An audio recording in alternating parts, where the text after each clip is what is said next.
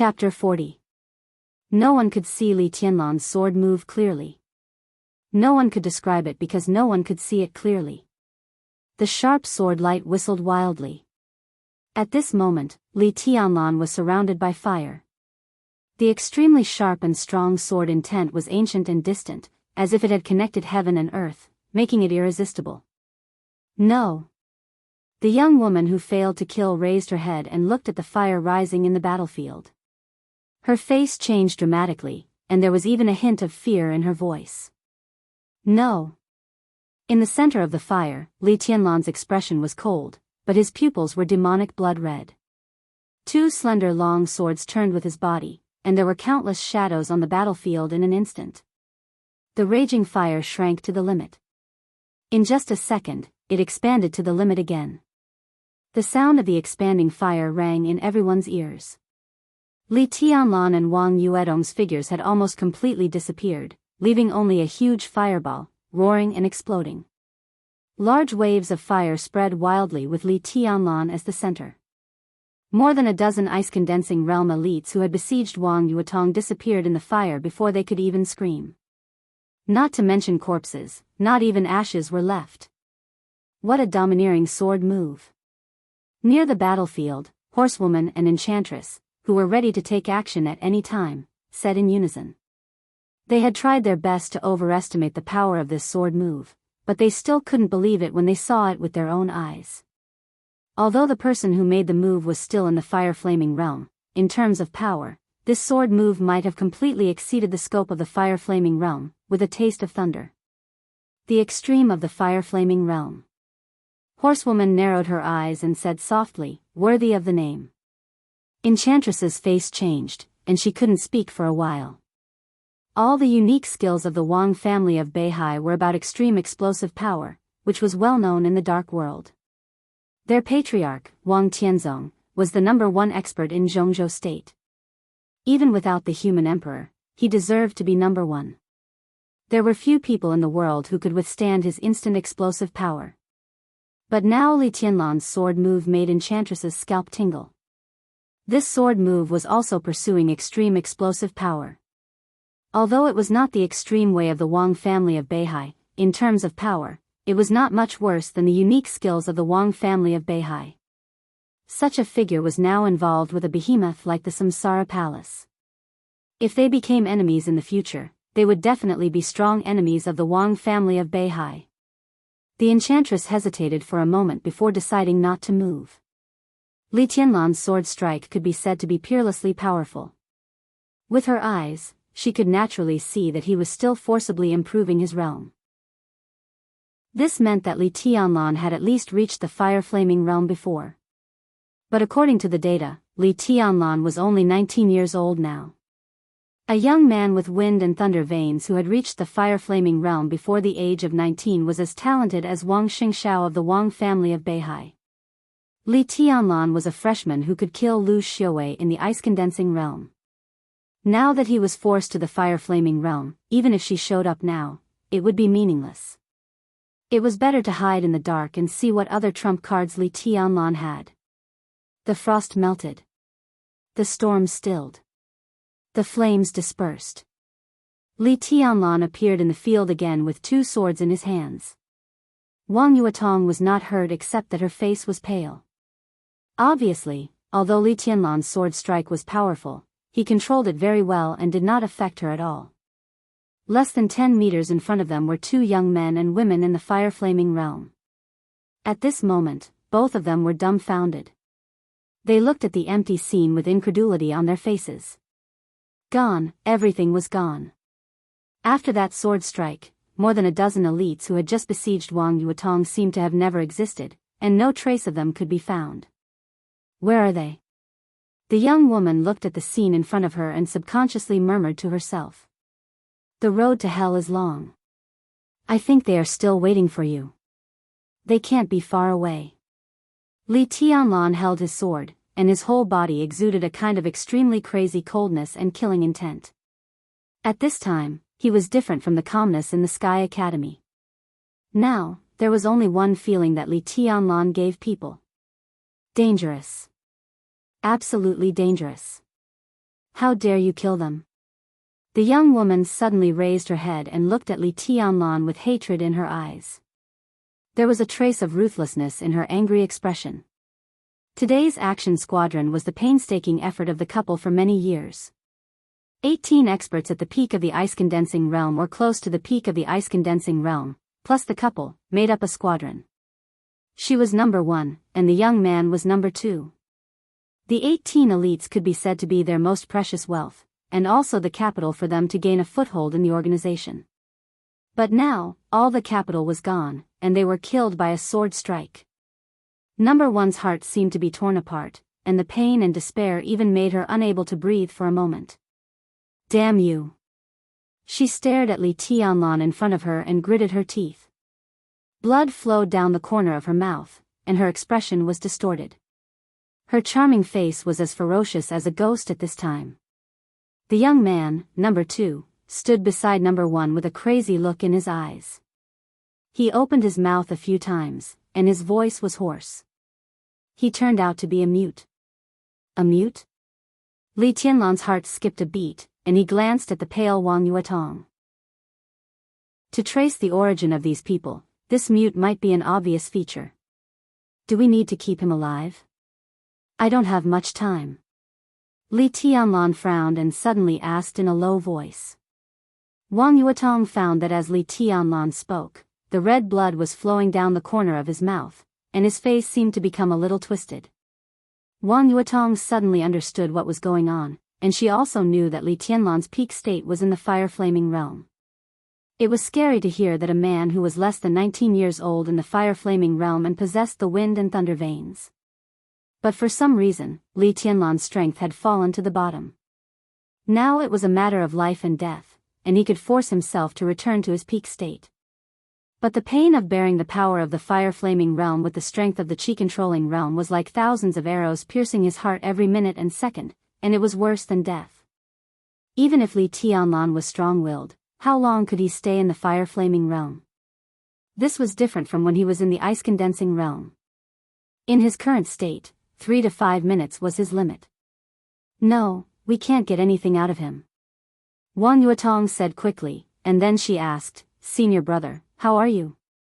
Li Tianlan smiled, shook his head slightly, and turned around directly. His eyes suddenly became demonic and dead. Number 1 and number 2 in front of him were the attackers. They were angry because their men were killed, and because Li Tianlan directly wiped out the foundation of their future foothold in the organization. But Li Tianlan had more reason to be angry. The price of forcibly upgrading to the fire-flaming realm was unimaginable. The injury and pain were secondary. In this way, the squeeze on his future potential was the most fatal. The fire-flaming realm was a very special realm for him. This forcible upgrade could only last a few minutes, but it would take at least 1 more year when he really stepped into the fire-flaming realm and broke through to the thunder-shocking realm in the future, and it might not necessarily achieve the desired effect. 1 year. This price was almost unbearable for him. Li Tianlan closed his eyes and felt the pain in his body. The corner of his mouth twitched, revealing an extremely twisted smile. The temperature in front of him rose instantly. Number 1 and number 2 attacked at the same time, trying their best. Their elites were all lost. Only by completing the task could they continue to survive in the organization and even have a chance to regain their foothold. If they failed the task and suffered such a heavy loss, even if they went back, they would probably live a life worse than death. So they had to kill Wang Yuetong and Li Tianlan. Li Tianlan paid such a price to enter the fire-flaming realm. If he didn't offer 2 decent heads to the sword, he could die of grievance, which would affect his state of mind and will. For him, the 2 in front of him also had to die. The fire rose. Number 1 and number 2 moved at the same time, and the fire around them completely merged. Suddenly, there was a trace of electric light floating in the fire. Watch out! Wang Yuetong's pupils contracted instantly. Their martial arts obviously had a lot in common, which was almost the same as Lu Dongchao and Lu Dongyu in the Sky Academy. When they joined forces, their power was doubled. In this state, number 1 and number 2 were almost one person, and their combat strength was almost equal to that of an expert who had just entered the thunder-shocking realm. The electric light kept floating in the fire, and Li Tianlan and Wang Yuetong were surrounded by burning flames. At this point, Li Tianlan had no choice but to move forward. As long as he retreated a little, the sword light floating in the fire would probably fall on him.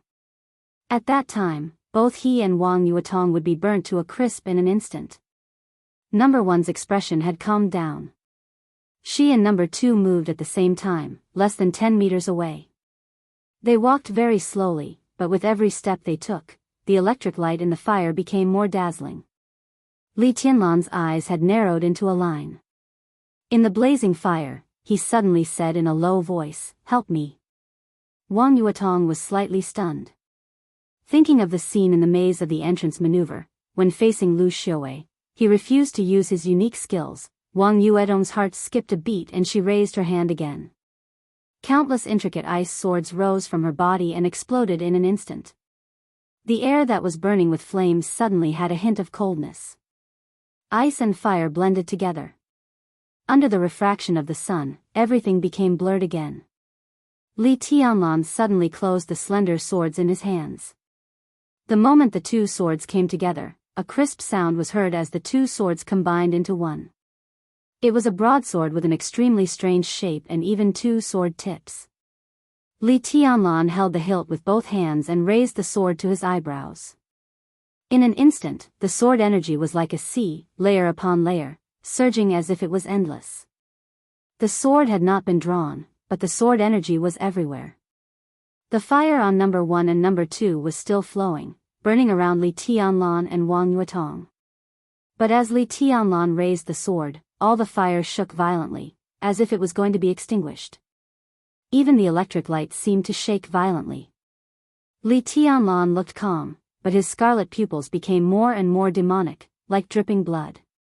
In the Li family's martial arts and the unique skills he had practiced, the sword just now had a famous name, but now he didn't know how many people still remembered it. It was called the Eighth Blade. The Eighth Blade burned the sky. And now this sword was the Ninth Blade. The Ninth Blade of Dusk. The sword edge in Li Tianlan's hand vibrated, and the fire burning around him suddenly swayed more and more violently, as if it would be extinguished at any time. Number one and number two's expressions changed. But before they took the initiative to attack, Li Tianlan had directly drawn his sword. His body didn't seem to move, but he directly appeared in front of the two, raised the long sword high, and directly chopped down. All the fire went out in an instant. Between number one and number two, there was only a faint but extremely terrifying electric light. The long sword chopped down from above. At first, there was silence. A horrible whistling sound suddenly broke out in the process of the sword edge downward. Everywhere was moving. With Li Tianlan as the center, the air within dozens of meters around him was shaking and twisting violently. The fire rose from dozens of meters in all directions, all gathered toward Li Tianlan, and then disappeared, but the surrounding temperature was rising sharply. Chapter 41. An extreme sense of danger shrouded her heart. Number one could no longer hold it in and screamed. The electric light that was floating around her and number two suddenly leaped up and streaked across the dim environment before them, colliding with the long sword that was falling down from the sky. The dim environment in front of them suddenly dissipated. Intense flames suddenly burst out, forming a continuous stretch, all of them surging towards number one and number two in front of them. Number one and number two screamed to defend themselves. For a moment, the fire was endless. The flames of the two sides were entangled, and everything around them was pure heat. Only a slender pair of swords surrounded by lightning rushed to the sky, flying higher and higher. Seeing this scene clearly, number one's eyes were filled with despair. Li Tianlan's combat strength was far beyond her imagination. But what made it more difficult for her to understand was the weapon in Li Tianlan's hand. She and number two's full force attack turned into lightning, which was almost a fatal blow. As long as the lightning could touch Li Tianlan or the long sword in his hand, the power of the lightning could kill Li Tianlan in an instant. Of course, she could also see that Li Tianlan was forcibly raising his realm. But when his realm was raised to the fire-flaming realm, his physical strength could not keep up. Under the full-force attack of her and number 2, Li Tianlan had no reason to survive. But the moment when the lightning was about to touch the long sword in Li Tianlan's hand, the long sword in Li Tianlan's hand instantly disintegrated and once again turned into 2 slender swords. One was held tightly in his hand. As for the other one, it flew high up into the sky with the help of the lightning. Li Tianlan, who was not attacked by number 1 and number 2 at all, held the long sword in his hand and swept it across the battlefield full of fire. The 10th blade. Boundless.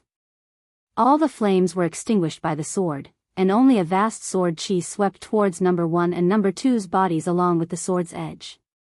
The sword energy was majestic, like raging fire, like thunder, like the thick earth of the sky, like all the phenomena in the world. The 10th blade was boundless. In the martial arts that Li Tianlan cultivated, it was the most destructive sword in the fire-flaming realm.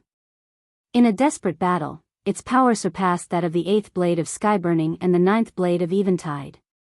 Number 1 screamed again. Under this sword, all her feelings seemed to have disappeared, and the only thing she could feel was death.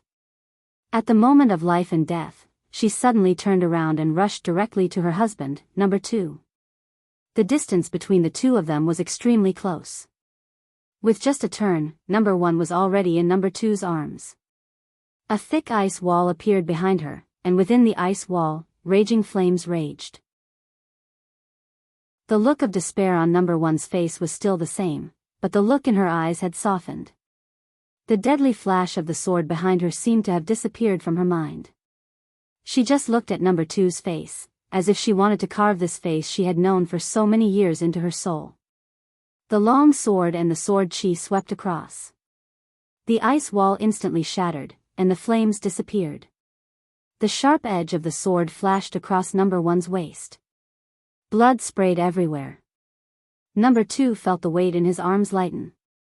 Looking at his wife's lifeless eyes, he opened his mouth wide. But as a mute, before he could scream, Li Tianlan's figure flashed and appeared directly behind him.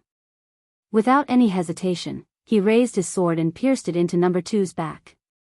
What number 1 did at the last moment was sentimental, but it was clearly meaningless. The long sword pierced in and then pulled out. Li Tianlan looked at number 2, who had fallen to the ground with his wife's upper body in his arms. His face was full of chilling indifference. Resolute, decisive, ruthless, mysterious, and powerful. Enchantress, who saw all this, felt her scalp go numb. In this state, Li Tianlan might not be a threat to her now, but everything he had shown had already made Enchantress's hair stand on end. The boss really didn't choose the wrong person. Horsewoman was silent for a while. She suddenly smiled, glanced at Wang Yuetong, and continued, "It seems that the little princess of the Wang family of Beihai didn't choose the wrong person either." Enchantress's expression changed. Looking at Wang Yuetong, whose eyes were blank and blurred, she sighed in her heart, and her face became extremely ugly. The long sword that had been flying in the air finally fell back. Along with the long sword, Li Tianlan's extremely strong aura also fell. Almost in the blink of an eye, his strength fell from the fire-flaming realm to the chi-controlling realm. His face was pale. With the help of Wang Yuetong, he picked up the long sword that had fallen to the ground. After gathering the human emperor, he put it back into his sleeve. After doing all this, Li Tianlan finally couldn't hold it anymore. He directly sat on the ground, panting violently. As he panted, a large mouthful of blood gushed out of his mouth, and he couldn't stop it at all. "Senior brother." Wang Yuedong's frightened voice sounded with a sobbing tone. She held Li Tianlan tightly in her arms and covered Li Tianlan's mouth with one hand. Big drops of tears fell from her eyes, and her body trembled more violently than Li Tianlan's. "Senior brother, don't scare me." Li Tianlan looked at Wang Yuedong's tender white palm that was stained with his blood. He closed his mouth tightly and swallowed the blood back, one mouthful at a time. He shook his head at Wang Yuetong, his face calm, but he couldn't speak. Wang Yuedong's little face was covered with tears. Until now, she seemed to wake up from a dream. She quickly tore off a few buttons on her clothes, crushed them, and poured several kinds of powder from the buttons. "Senior brother, eat it. It's good for your injury." Li Tianlan glanced at her, opened his mouth, and let Wang Yuetong pour the powder into his mouth. Then he swallowed it with blood.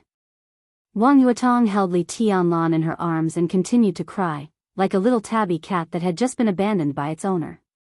That's the blessing potion of our Wang family of Beihai. At worst, it can suppress Li Tianlan's injury. In the woods, the enchantress looked at Horsewoman, who was obviously hesitant, and said in a calm tone. Horsewoman's face visibly relaxed when she heard that.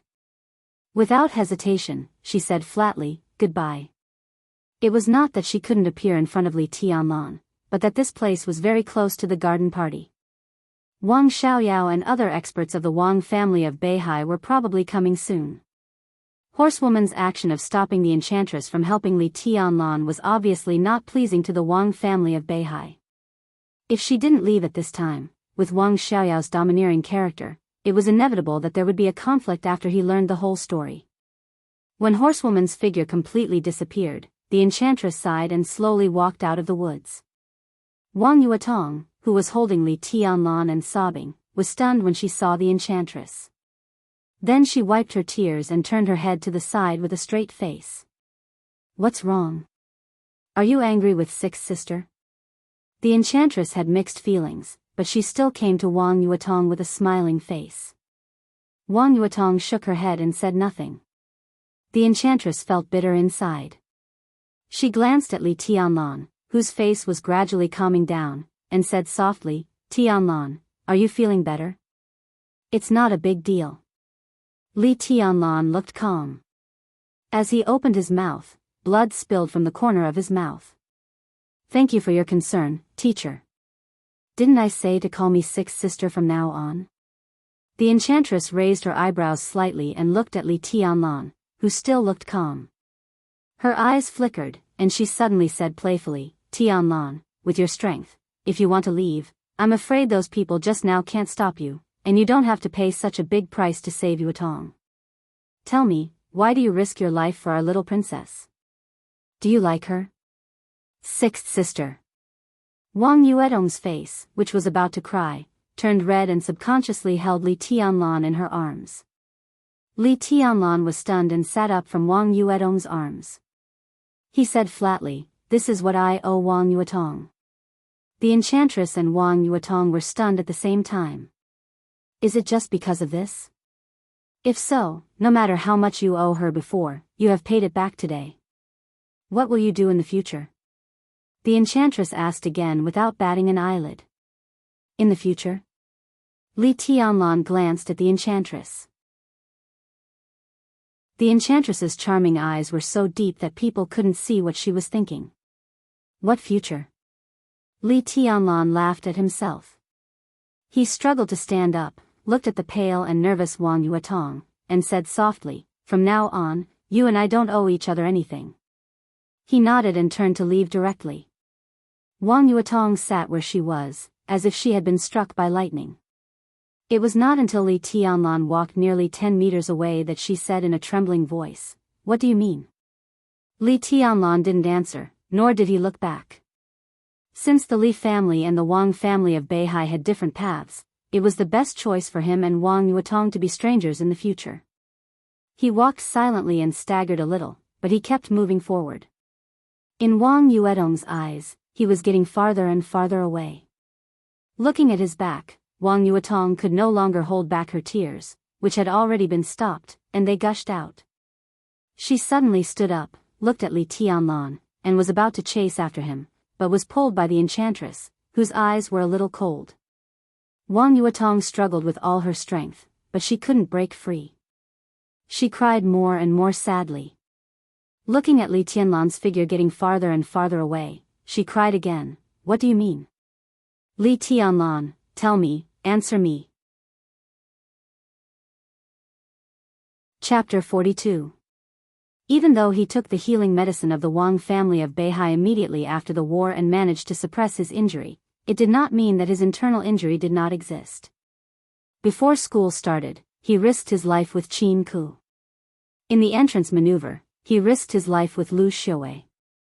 Today, he risked his life with two fire-flaming realm experts who came out of nowhere for Wang Yuetong. The three fights were against different enemies. But for Li Tianlan, they were all battles that he needed to go all out. As a result, his injuries piled up again and again. Yesterday's healing potion and life-prolonging potion might have been in vain. After today's battle, his injuries were not light but serious. Even though he had forcibly entered the fire-flaming realm for only a few minutes, the injuries left on him would take him months or even longer to recover. In the Sky Academy with a fierce competitive atmosphere, Li Tianlan's realm was not high. Now that he was injured, it was obvious how difficult the situation would be during this period of time. But Li Tianlan did not regret it. As he said to the enchantress, everything he did today was because he owed Wang Yuetong a favor.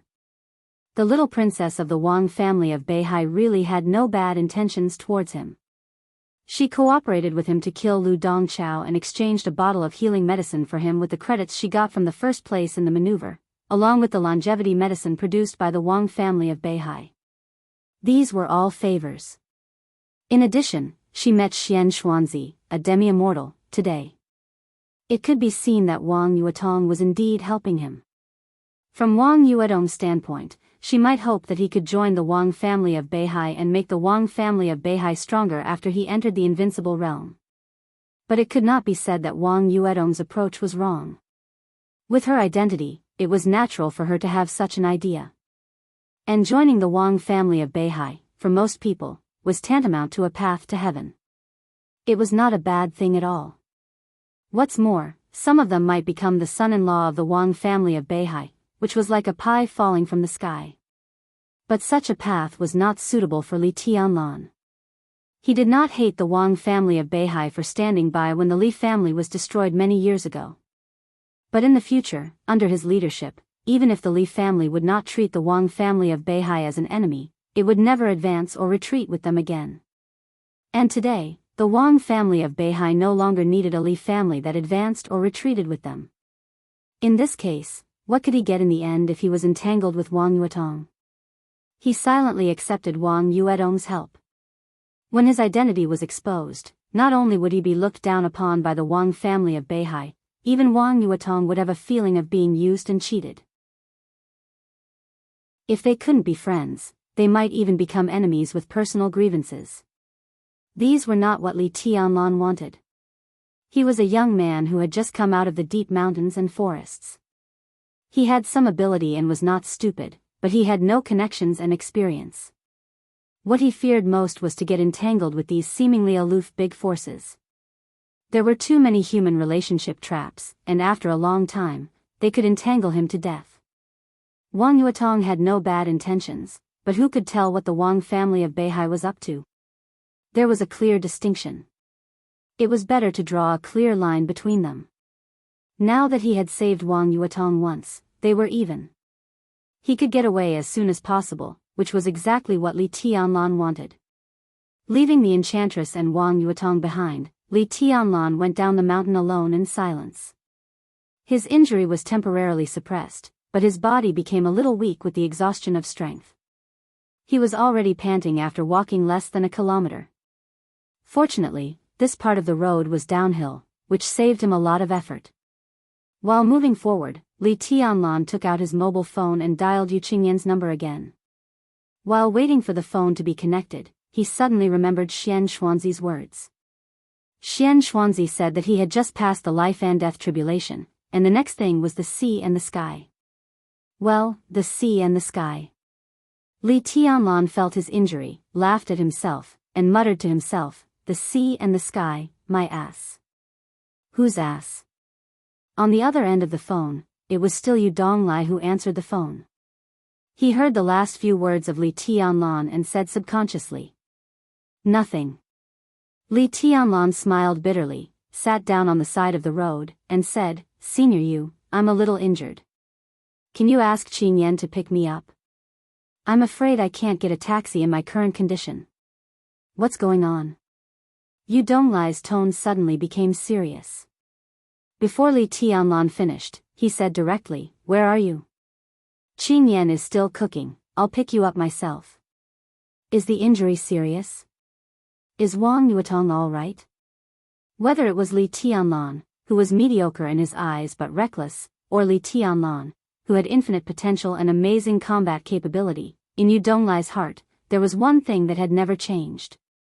That was, he had never regarded Li Tianlan as an outsider. Li Tianlan had proved his own potential.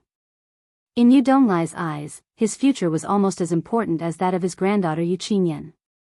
On his future road, Yu Donglai was willing to do his best to escort him, even at the cost of his own life. So when he heard that Li Tianlan was injured, the old man suddenly couldn't sit still.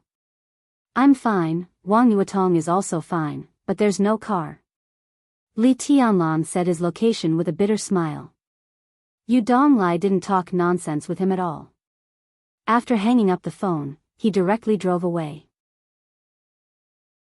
In Li Tianlan's impression, Lanshan National Park was at least dozens of kilometers away from Yu's private restaurant. Considering the traffic situation in Huading at this time, he thought it would take a long time. But in fact, in less than 40 minutes, a black Audi stopped beside him. The window rolled down, and Yu Donglai directly said, "Boy, get in." Li Tianlan dragged his heavy and weak body into the passenger seat, fastened his seatbelt casually, and said, "So fast? I'm in a hurry. Who knows if someone will attack you during this time? I ran a few red lights on the road, but it's not a big deal." Yu Donglai shook his head. He was old, but his actions were extremely straightforward. He skillfully turned the car around, and the Audi went straight down the mountain. What's the matter with Wang Yuetong? Yu Donglai drove the car. After the assassination, it was normal that Wang Yuetong was not there. But when Li Tianlan was seriously injured, the Wang family of Beihai didn't make any arrangements and let him sit here and wait alone, which was not in line with the style of the Wang family of Beihai. As the leading wealthy family in Zhongzhou State, for many years, countless people had been angry at the strength and domineering of the Wang family of Beihai. But that was just the silent criticism from different standpoints. In terms of normal human relations, the Wang family of Beihai would hardly let people find any fault. Li Tianlan shook his head and said softly, "I can't bear too much affection. I just don't owe each other anything. That's the best result." Yu Donglai was slightly stunned. He subconsciously glanced at Li Tianlan with a serious look. In his sight, Li Tianlan's expression was calm, without frustration, regret, or unwillingness. The sunlight outside the window shone into the car. Li Tianlan tightly pursed his lips and looked firm. Yu Donglai sighed softly. The case of treason caused heavy losses to Zhongzhou State and also hurt the Southeast Group. At the time of the incident, the Wang family of Beihai was indeed facing a crisis. It was reasonable for them not to take action. There was nothing to say. What made it hard for these old people to let go was the rapid silence after the uproar of the Wang family of Beihai after the case of treason. After many years, people like Yu Donglai, who used to be part of the game, had become outsiders. But Li Tianlan's identity as a part of the game could not be changed. His attitude toward the Wang family of Beihai was even related to whether he had a narrow escape or a narrow escape. Thinking of this, Yu Donglai felt that he needed to persuade him. "Boy, do you have a knot in your heart that is hard to untie?" To the Wang family of Beihai. "Every man for himself, and heaven and earth destroy him." Li Tianlan smiled. "There's nothing to say. But it has happened. The Wang family of Beihai and the Li family can't go back." He looked at the prosperous scenery outside the window and muttered to himself, "We don't owe each other anything. We don't owe each other anything." This was not only about him and Wang Yuetong. In his heart, it was the best that the Li family and the Wang family of Beihai could do this. Yu Donglai shook his head and took out a pack of cigarettes from his pocket. He handed one to Li Tianlan and lit one for himself. The Audi shuttled through the traffic unhurriedly. Yu Donglai took a big drag on the cigarette and exhaled the smoke. Suddenly, his eyes became firm. "Boy, I'll let Qinyan follow you from now on. This girl is a little weak, but her means are not bad and her talent is also passable. She can hone herself in the Sky Academy and see more of the sinister people's hearts. Then she can wear off her weak temper. It won't be a problem for her to enter the thunder-shocking realm within 10 years. At that time, she can also help you a lot. Li Tianlan looked at Yu Donglai with a strange look in his eyes. Get lost. Yu Donglai scolded him with a smile and exhaled a mouthful of smoke. I said let Qin Yan follow you and help you, not be your wife. You have a lot of love affairs in your life. I can't bear to let you harm my granddaughter, but she can still be an assistant. As he drove, his tone paused slightly. His smile faded and his eyes became a little lonely. Zhuanyuantai of Kunlun, the god of war family, hey. You may not feel anything, but when an old guy like me looks at you, I really feel sad. Boy, you're the most down-and-out member of the god of war's family I've ever seen. You're all alone and have no one to rely on. Fortunately, you've worked hard. Otherwise, the Li family would really become a forgotten legend. Li Tianlan smoked silently and said softly, Thank you, Senior Yu. If I succeed, I will definitely treat Qin Yan well. He could not refuse Yu Donglai, nor could he. This was the old man who fought with his grandfather in those days. Now he put his granddaughter by his side. Wasn't this also a kind of trust and dedication to the Li family? With his status, if the Li family was still there, Yu Donglai would definitely still be active on the top stage of Zhongzhou State. But now he could only live in a private home cuisine restaurant. His old contacts might still be there, but the wind and rain in Jianghu and the general trend of Zhongzhou State were getting farther and farther away from him. Was the old man really willing to accept such a result? If he was really willing, why did he put his granddaughter by his side? This was an old man's persistence and trust, and at the same time, it was his hope. What are you thanking me for? Yu Donglai threw away the cigarette butt, lit another one, and said softly, The most important thing is to quickly build your own team. Your grandfather had 5 brothers with him, and your father had 8 people with him. They are the most core and most reliable team, known as the Sacred Guards of the God of War family. You don't have this condition now, but I still hope you can move faster. If you are willing to trust me, then you can fully trust Qin Yan. Boy, grow up quickly. I'm not urging you, but I'm old, and the older I get, the more impatient I am. If I can see the Li family reappear in Zhongzhou State and set up the big brand of Zhuanyuantai of Kunlun in my lifetime, I will die without regret.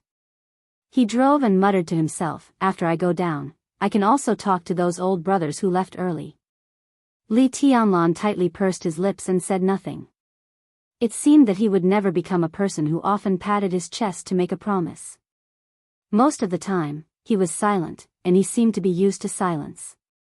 Yu Donglai started to talk and said softly, We brothers at that time, the eldest was called War Bear, and he had thunder vein and was born with great power. His father used to be one of the sacred guards of His Highness's father. The eldest grew up with His Highness, and he was the most loyal. He was with His Highness the earliest, and he died the earliest. After he went to the border with His Highness, it was said that he died in the 2nd year. He was killed by the sneak attack and siege of the experts of Annan State. As an expert of the thunder-shocking realm or even a half-step to invincible realm, he died in such a grievance, but it made people respect him. The second was called Sirius, and he was an assassin with wind vein. He came and went like a ghost, and he was the most ferocious and cunning. Many of Quangtu's assassination skills were taught by Sirius. After Quangtu committed treason, His Highness was held accountable. The second was disheartened and went abroad. Later, he was also accused of treason. But he was alone, and he had nothing to worry about. In those years, he was a lone ranger in the dark world, and he was famous in the dark world. But 5 years ago, the second took a task to assassinate a person in Africa that he couldn't afford to offend. After the task failed, he also died. He was killed in 3 moves. This was the second brother who had the best relationship with me when I was young. When I heard the news, I almost went to Africa. But I couldn't go, and it was useless to go there. So I could only stay in my small restaurant and muddle along. The third was called Xingdai, and she was the third sister. She was a real expert in intelligence work. The third sister had 2 sons. In the last battle of Kwangtu's treason, the third sister's son and husband served in Kwangtu's army. As a result, after that battle, Kwangtu committed treason.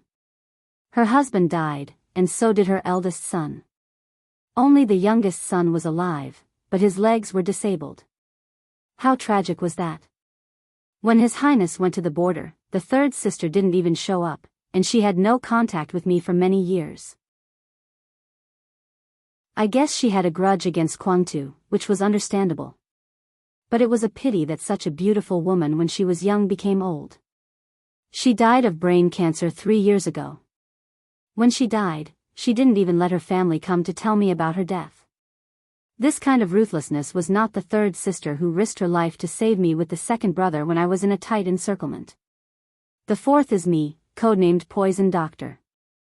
I have been with His Highness for the longest time, and my progress is the slowest. When I met His Highness, I was still doing scientific research in the biological laboratory of Zhongzhou State. I knew a little about martial arts, and the ice-condensing realm was just a so-so. Once I made a research report, and somehow I was targeted by a foreign dark force. They sent a squadron led by a thunder-shocking realm expert to kidnap my family. In order to save me, His Highness chased that group of people for nearly 800 kilometers. The lives of our family were saved by His Highness. Since then, I have been with His Highness. My strength is average, but my means of using poison are passable. Gradually, I also have some fame in the dark world. When Kwangtu committed treason, my son and daughter-in-law were also in Kwangtu's army. My son was an officer, and my daughter-in-law was a military doctor. After that war, they also died, leaving only me and Qin Yan. When His Highness left, I went to see him off, but I didn't follow him. I don't know if His Highness will blame me for so many years. I don't hate His Highness, nor Kwangtu, but I am not reconciled. I don't believe that Kwangtu would commit treason. I can't let my son die so inexplicably. I really can't. Yu Donglai lit the third cigarette. His voice was hoarse, as if he was crying. Li Tianlan took a deep breath and opened his mouth. He wanted to say something, but he couldn't say a word. He knew who Yu Donglai was talking about. His grandfather once said that he was the old brother who had followed him for the longest time. After his death, Li Tianlan was just 2 years old. He had long forgotten the old man's appearance, but he knew that after the old man's death, it was his grandfather who dug the grave and set up the monument. He was buried in the unknown cemetery behind the border camp. Next to the old man's grave, there was an empty grave. When he was a child, Li Tianlan had never known for whom the empty grave was erected. It was not until more than a year ago when he secretly returned to the border from the desert in Beijiang that his grandfather laughed and said that the empty grave was prepared for himself that night, when he was half drunk.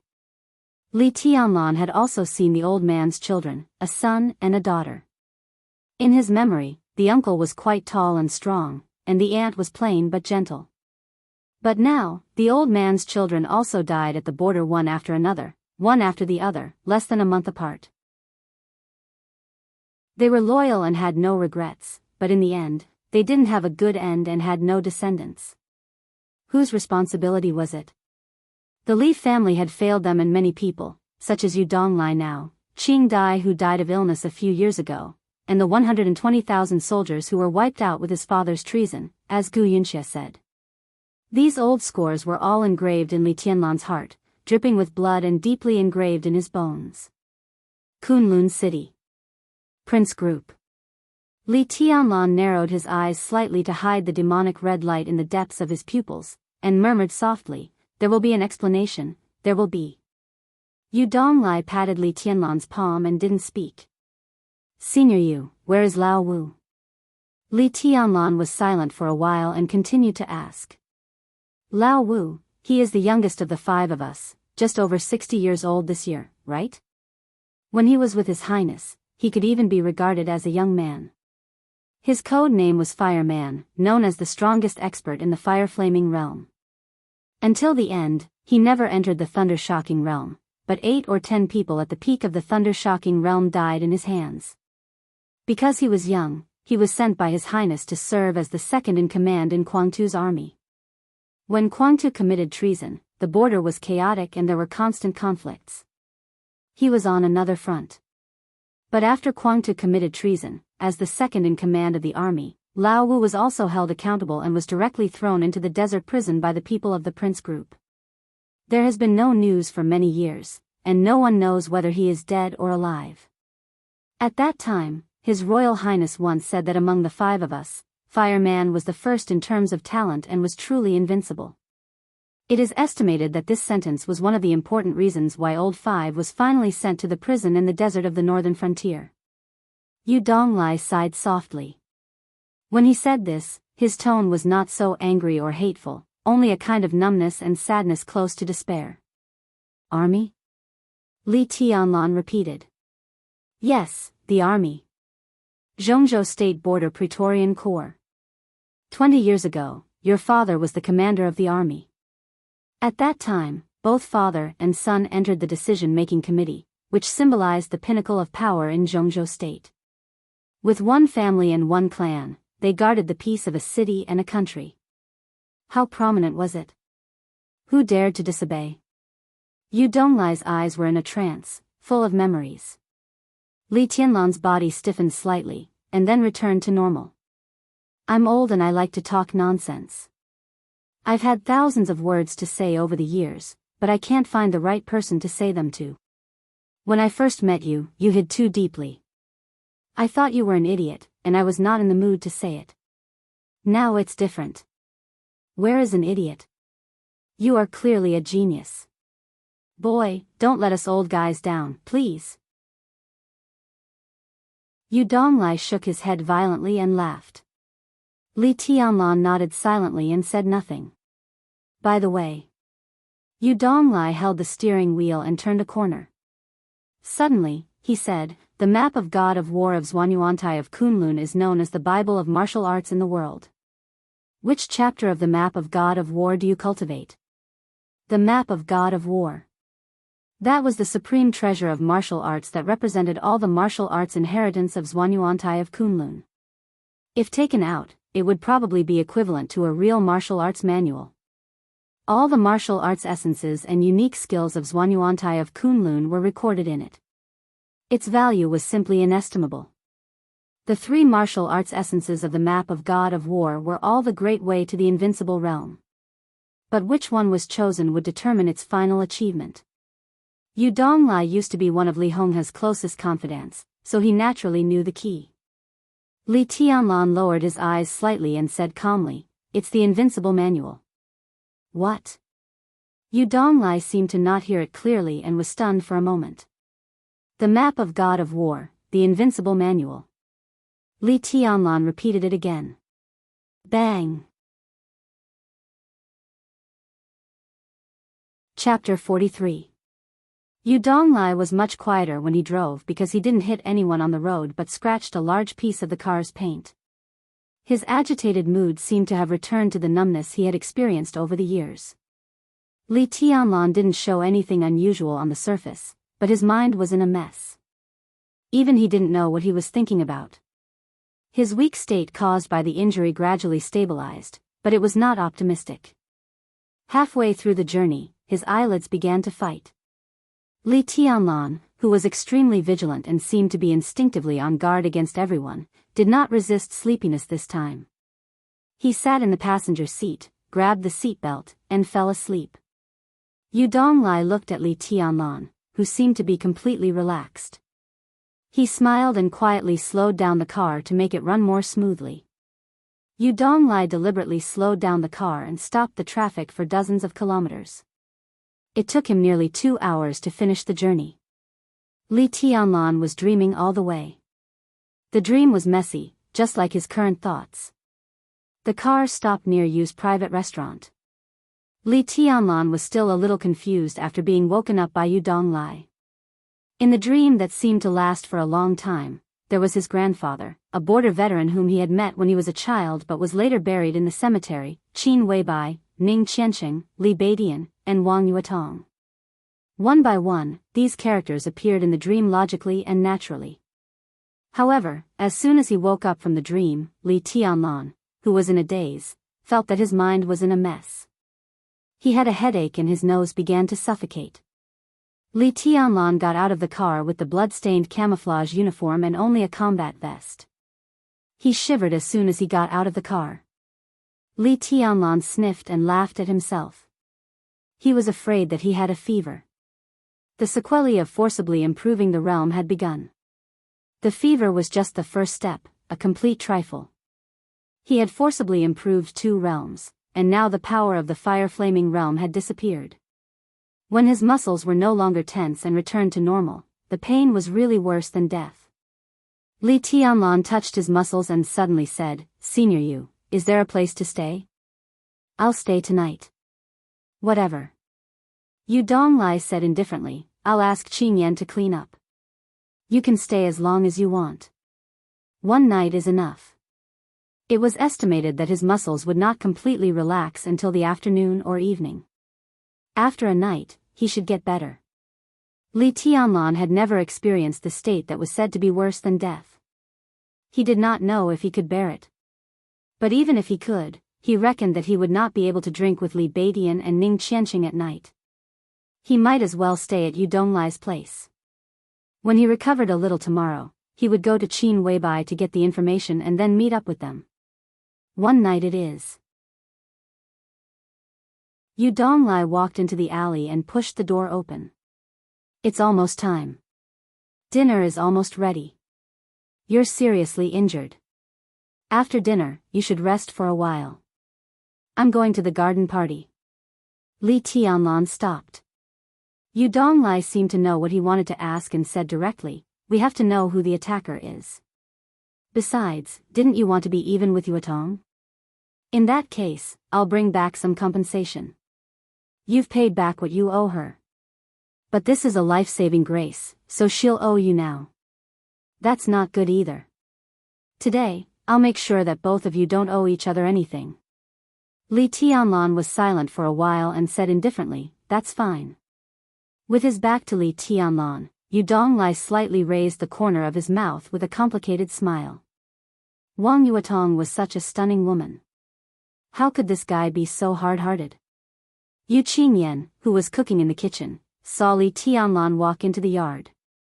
She was a little happy and ran out with a charming smile and called him brotherly. Her eyes were innocent and filled with pure gratitude. She was in second place in the entrance maneuver this time. The reward of 50 credits was a complete surprise. Yu Qingyan was not weak. She entered the ice-condensing realm at her age and was almost a fire-flaming realm expert before the age of 25. If there were no accidents, it would not be a problem for her to enter the thunder-shocking realm at her peak. But what she had learned were all killing methods, which could not be used in the entrance maneuver. Therefore, the second place in the entrance maneuver was like a pie falling from the sky for Yu Qingyan. In her original plan, she would be satisfied if she could enter the top 50. Yu Donglai was known as the Poison Doctor. His unique skills were naturally closely related to poison. Yu Qingyan had received his impartation, but it was not very useful in an environment where killing was prohibited. If there was no rule against killing in the entrance maneuver and Yu Qingyan was ruthless enough, those ice-condensing realm experts could be knocked down in an instant. Even those experts in the fire-flaming realm had to be careful. Li Tianlan nodded with a smile. Looking at Yu Qingyan, whose eyes were pure and innocent, he sighed softly. In terms of talent and means, Yu Qingyan was naturally very good. But with her temperament, it was not something that could be changed overnight. She would have a lot of headaches in the future. "Qingyan, how's the food?" This guy was a little injured. "I took the ice glass I hid in the cellar and boiled it. We'll add soup for lunch," Yu Donglai said with a smile. Then he explained to Li Tianlan, "This girl has inherited all my culinary skills. It's a little like the pupil has surpassed the master. My private home cuisine restaurant is not big, but it has a lot of reservations. Several important guests came here for dinner, and it was this girl who made the dishes. You can try it later. I'm sure you'll be satisfied." Li Tianlan nodded. Looking at Yu Qingyan, who turned around and trotted to the cellar, he did not stand on ceremony and said with a smile, "Senior Yu, such a precious thing as ice glass is in the cellar? Is it edible?" Ice glass was an extremely precious plant. It liked the cold and was shaped like a lotus. It grew in a world of ice and snow all year round and was really a great tonic. Making soup was just one of its uses. Li Tianlan had seen records about ice glass in a book in the border camp. If ice glass was used as medicine with several other plants, its effect could almost be compared to the legendary gold elixir. It was the top holy thing for healing. "Don't worry. I've done something in the cellar. When your injury is healed, I'll take you down to have a look." Yu Donglai smiled and led Li Tianlan into the dining room in the yard. He took out a jar of wine from the corner and then went to the kitchen to bring back 2 dishes. "Let's drink first and eat when we're ready." He sat opposite Li Tianlan and smiled. He opened the wine and poured it into the celadone bowl in front of Li Tianlan. He used a bowl instead of a cup. It could be seen that the old man was really going to be generous today. Although Li Tianlan was injured, he did not want to be a wet blanket. He picked up the bowl and took a sip. The wine was mellow and fragrant. It was really good wine. Then he froze. As soon as the wine entered his stomach, what he felt was not spiciness, but an extremely strong fragrance of medicine. The wine flowed down his throat, and Li Tianlan, who had been a little weak, felt warm all over and indescribably comfortable. "How is it?" Yu Donglai picked up a mouthful of food and said softly, "I'm afraid this wine is more than 20 years old. At that time, your father had just entered the invincible realm and the international situation was chaotic. Your grandfather, your father, and a few of us old brothers were all addicted to wine. That's why we have this kind of wine today. It can drink and heal. The wine was made by me." With the status of the Li family at that time, what resources couldn't they get? In each jar of wine, I added more than 10 kinds of precious herbs. In the words of the dark world, they are medicinal plants. For example, ice glass. It was just one of the many types of wine I had, and it wasn't anything fancy. Since third sister was a woman, and women loved to look beautiful, I added a lot of ice lotus hearts into it. In the end, no one could tell what this wine could do. It could heal, refresh, and even make one look good. Why do I care so much? As long as it's delicious. At that time, I made 50 jars of wine. In the end, we squandered it all in less than a month. Heal. Heal my ass. We didn't have that time. I was stingy at that time and hid 2 jars. I planned to find a chance to take them out to surprise my brothers, but I didn't expect that there would be no chance at all. After His Highness went to the border, I worked as a chef in the Hidden Dragon Sea. At that time, many chiefs coveted the 2 jars of wine in my hands. Even Wang Tianzong wanted them. I was not willing to give them to them. How could I give them away so easily? Who deserves to drink this wine? A few years ago, I came to Huading and opened this small restaurant. It didn't take long for Little Bai to come to me. I was really happy that day and opened 1 jar. Today is the last one. Usually, it is hidden in the cellar. Today, knowing that you are coming, I took it out in advance and put it on display. The taste is probably just right now. Li Tianlan took another sip in silence. The wine was mellow with a hint of coolness. It soaked into his heart and lungs. The strong fragrance of medicine swept his taste buds again from top to bottom. Good wine. Li Tianlan nodded slightly and said softly. Hey, Sister Yuetong. Didn't Grandpa say that you wouldn't come? Yu Qingyan's sweet voice suddenly sounded from the yard. Li Tianlan raised his eyebrows subconsciously and was indifferent. Yu Donglai turned around and glanced at the small yard. Wang Yuetong was standing in the yard, biting her lip and seeming to be hesitant. Her aggrieved and worried look was really more beautiful than a flower, which made people feel pity for her. Yu Donglai suddenly smiled and said softly, I said that you are destined to have a peach blossom. Look, the little princess has come to your door. Li Tianlan took a sip of wine and said nothing. Don't be confused. It's not difficult to understand why this little girl has her eyes on you.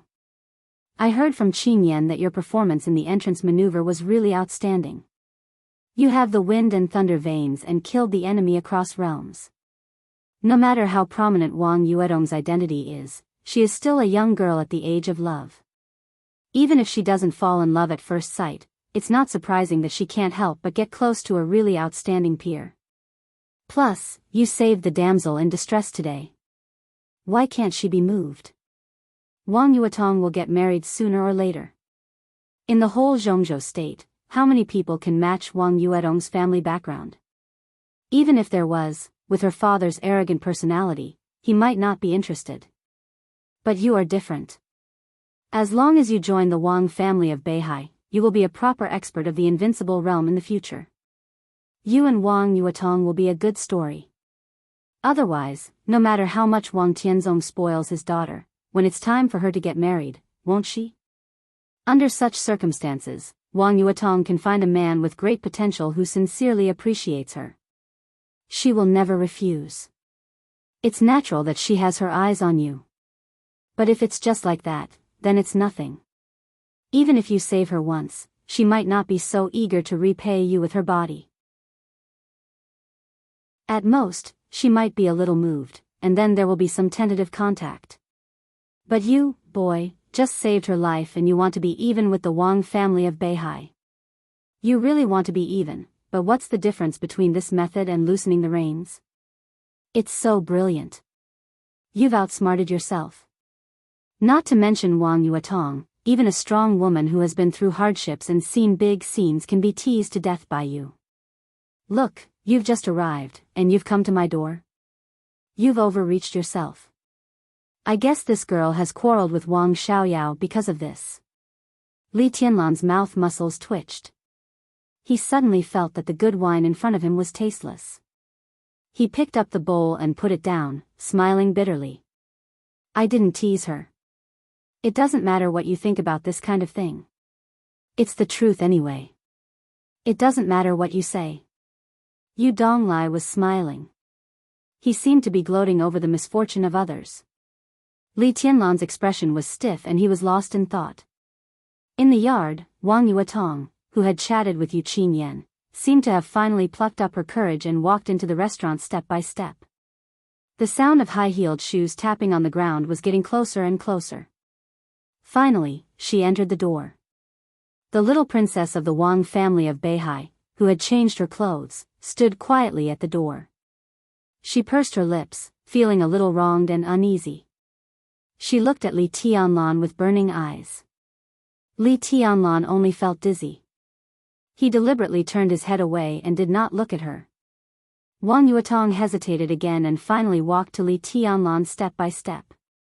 The natural fragrance of a young girl slowly drifted over, and Wang Yuedong's soft and aggrieved voice also rang in Li Tianlan's ears. Senior brother, how's your injury? Li Tianlan had mixed feelings. He wanted to say something, but when he thought of the complicated involvement that might occur in the future, he simply gritted his teeth and hardened his heart. He looked cold and said nothing. Wang Yuetong waited for a while and did not get an answer. She bit her pink and red lips hard, and tears seemed to be swirling in her eyes. Why did you do this to me? Did I provoke you? Li Tianlan drank up the wine in the bowl and still kept silent. Such a delicate and stunning beauty looked aggrieved at this time.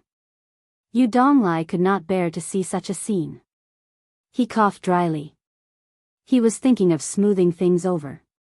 The sound of high-heeled shoes tapping on the ground outside the door rang again. Everyone looked up at the same time. Yu Donglai's expression was strange. Wang Yuetong slightly opened her small mouth and seemed a little surprised. Li Tianlan suddenly stood up. Surprise and astonishment appeared on his face, and he completely lost his composure. A woman that could not be described with any gorgeous words walked into the yard lightly. She wore a small black suit, a white shirt, trousers, and high-heeled shoes. Her long black and beautiful hair casually fell on her shoulders. She wore no makeup and no decoration, but she was as beautiful as a painting. Her beauty was beyond imagination. Her steps were a little hurried. Bathed in the sunshine outside the window, she stepped over the flowers in the yard and went straight to the dining room. She was so beautiful and peerless. Li Tianlan stared at her blankly, completely dumbfounded. Wang Yuetong bit her lips, feeling more and more aggrieved. She even felt like an ugly duckling standing in front of a swan, and for the first time, she felt a little ashamed. In terms of appearance, she might not lose to this woman who suddenly appeared. But the elegant and quiet calmness and gentleness of this woman were not something that a girl of Wang Yuetong's age could have. This kind of charm was enough to make any man lose himself in an instant. Wang Yuetong knew this woman. Qin Weibai. This was the woman that second uncle yearned for even in his dreams but was unable to obtain. In the past, Wang Yuetong only envied her unparalleled charm. But at this moment, she had some feelings of jealousy for the first time. Qin Weibai walked into the dining room and looked straight at Li Tianlan, her eyes bright. Wang Yuetong, who was closest to Li Tianlan, took a step back subconsciously. Then she suddenly reacted and flew into a rage. Like a cat whose tail had been stepped on, her little face turned red. Li Tianlan finally came to his senses and stammered. Looking at the dreamy woman in front of him, he did not know what to say. He raised his hand, subconsciously scratched his head, and giggled. Chapter 44. He dreamed of her and tossed and turned restlessly. Plus, he was a little hesitant. Li Tianlan undoubtedly had this kind of complicated and simple mentality towards Qin Weibai. Before he met Qin Weibai, he didn't know what love at first sight was. But when he saw her get out of the car at Huading railway station that day, Li Tianlan understood. He told himself at that time that she was the most perfect woman. If there was a fairy who was so beautiful that she seemed to be above the mortal world, it should be her. After a day of contact, they chatted and video-chatted thousands of miles away. Qin Weibai asked Li Tianlan if he missed her. How could he not? He thought so much that he almost went berserk, but what else could he do other than think? Could he really have such a woman? Was she really something he could have now? He couldn't be blamed for worrying about personal gains and losses. He was a young man who had almost nothing in the deep mountains and forests. When he met the goddess in his heart, no matter how well the goddess treated him, he couldn't accept it calmly. Being on tenterhooks was the least of his worries. There might be fierce men who had nothing but dared to throw themselves on the goddess's bed when they saw her, but he wasn't Li Tianlan. He really liked this woman. He liked her very much. He even regarded it as his greatest ambition to have her. How heavy was this kind of love? But at this moment, holding Qin Weibai's face in his hands and feeling her tender and delicate skin, Li Tianlan's heart had never been at peace. He looked at Qin Weibai's face seriously. At this moment, he was finally sure that the woman in front of him was very close to him. She was so close that he could see his own reflection in her bright eyes, so clearly. Li Tianlan looked at her quietly. He had 1,000 words in his heart, but he couldn't say them. He was actually obsessed. Ahem. Yu Donglai coughed heavily and interrupted the two people in front of him. Sit down first. Qin Yan, it's time to eat, right? Serve the dishes. Boy, drink 3 bowls of wine before you eat. It's good for your injury. As for the rest, you can take it and bring the jar back to me after you finish. Li Tianlan seemed to wake up from a dream and subconsciously let go of her. When his fingers left the soft skin, he suddenly felt a little reluctant. He wanted to touch it again, but he didn't have the cheek to do so. For a moment, he blushed and became more and more embarrassed. Qin Weibai smiled and took the initiative to hold his hand. She said softly, I heard that you were attacked and injured. It's just a small injury. It's not a big deal. Li Tianlan shook his head, his face flushed. Half nervous and half excited, he giggled. Qin Weibai took a deep look at him and then turned to look at Wang Yuetong, who still had tears in her eyes but had regained her composure. Tianlan got hurt to save you? Her tone was flat, but under her gaze, Wang Yuetong only felt pressure. It was not the sword intent and killing intent in martial arts, but an innate aura, not strong but clear. Yes. Wang Yuetong bit her lip and stared into Qin Weibai's eyes.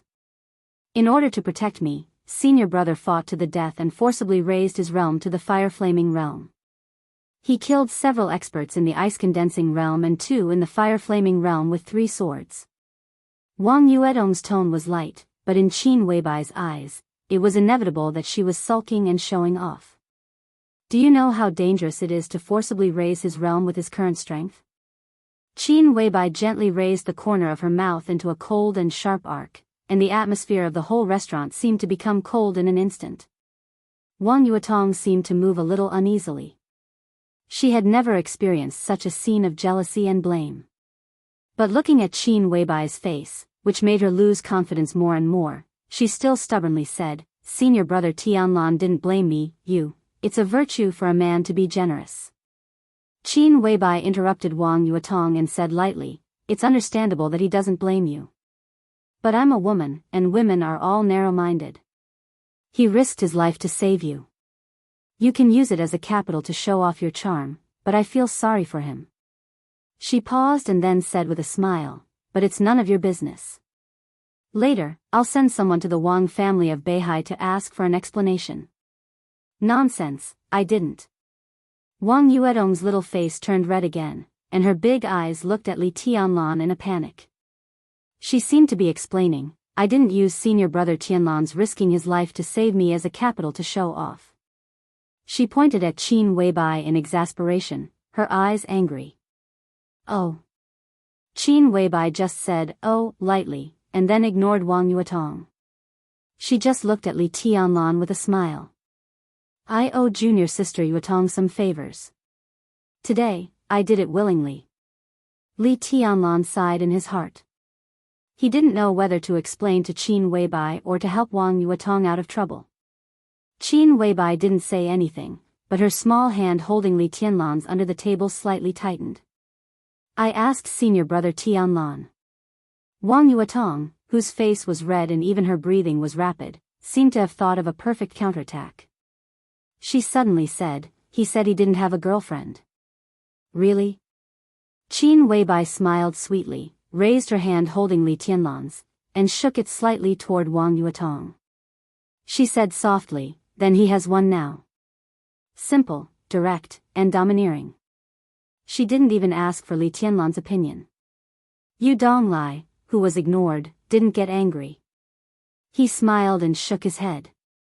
At this moment, Qin Weibai was the most familiar to him, but also the most strange. He was familiar because Qin Weibai acted like this most of the time when he saw her. He was strange because he didn't expect this girl to be so sharp even when it came to jealousy. Although Wang Yuetong was inexperienced, she was not a simple character. How many minutes had it been? How many times had she been killed in seconds? The old man quietly raised his eyelids and glanced at Wang Yuetong. He saw that the little princess of the Wang family of Beihai was staring at Li Tianlan and Qin Weibai's hands holding together. Her eyes were complicated and a little sad, but then they became firm again. Yu Donglai silently said in his heart, "I've outsmarted myself." He smiled playfully. It was said that Tianlan was fated to have a peach blossom. It was estimated that there would be a lot of fun around him in the future. Li Tianlan's brain was dizzy and blank.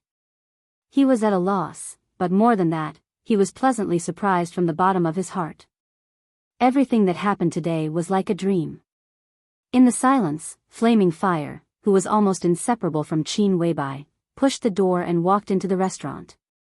As soon as she entered the door, this cold beauty glared at Li Tianlan. Her eyes were angry, as if she was going to kill someone. Li Tianlan suddenly came back to his senses and felt puzzled. He had no idea what he had done to offend this heroine. It seemed that from the beginning when they met, she didn't like him. Flaming Fire walked to the side and sat down without saying a word. Even when she was eating, she was gnashing her teeth, which made Li Tianlan's hair stand on end. For Flaming Fire, the boss was really the most outstanding woman in the world. However, the boss, who had always been aloof and indifferent to everything, behaved extremely abnormally after seeing Li Tianlan. Not to mention how crazy her plot in Billy State was, her sudden return to Zhongzhou State this time was hard for Flaming Fire to understand, and even incredible. But that was not all. The boss rushed back to Huading without stopping. When she arrived near Yu's private restaurant, she didn't even give her time to find a place to park the car. Before the car stopped, she got out directly. Because she was too eager, she even twisted her ankle. All this was because of Li Tianlan. Flaming Fire was so sad that she almost collapsed on the spot. After she managed to calm down, she naturally didn't give Li Tianlan a good look. The meal was calm and full of killing intent. Even Li Tianlan, who was slow to realize, felt a little uncomfortable halfway through the meal. Every time Qin Weibai and Wang Yuedong's eyes met, there seemed to be sparks. Their occasional verbal confrontation could be said to kill people without spilling blood. Yu Donglai watched the scene with a smile. Flaming Fire had been staring at Li Tianlan covetously. Such a strange atmosphere really made Li Tianlan's balls hurt. He barely ate half full and wanted to slip away. Anyway, he was injured now, so it was not wrong to have a good rest. However, as soon as he stood up, Wang Yuetong suddenly said softly, "Senior brother Tianlan, Baidian and Qianqing have also come out. Shall we have dinner together tonight?" Li Tianlan was injured, so he had decided not to have dinner today. In addition, the dinner was probably the most painful time when his muscles were completely relaxed. He subconsciously wanted to refuse, but when he looked at Wang Yuedong's expectant eyes, he opened his mouth but didn't know how to phrase it. "Tianlan, take me home after dinner, okay? Let's go back and have a rest. You can ask your friends to come home. I'll cook for you." Qin Weibai said softly. "Take me home. Follow me home." The meaning was basically the same, but the charm was completely different. "Okay, go home." Li Tianlan was excited and said without hesitation. Wang Yuetong forced a smile and continued to eat. Qin Weibai. She had heard this name countless times and met her several times before. She had a good relationship with Wang Xiaoyao, so she naturally knew how infatuated her second uncle was with this woman. Even in the previous meetings, Wang Yuetong also regarded Qin Weibai as her future second aunt. In the previous meetings, Wang Yuedong's deepest impression of Qin Weibai was that she was beautiful. She had never seen a woman who was more beautiful than Qin Weibai in her life, and she had praised her second uncle for his good taste. As for other things, there was nothing else. But it was not until today that she completely understood how wrong she was. The identity of the future second aunt had long disappeared. At this time, facing Qin Weibai as a rival in love, Wang Yuetong actually felt a sense of suffocation. What a powerful opponent. Wang Yuetong thought silently.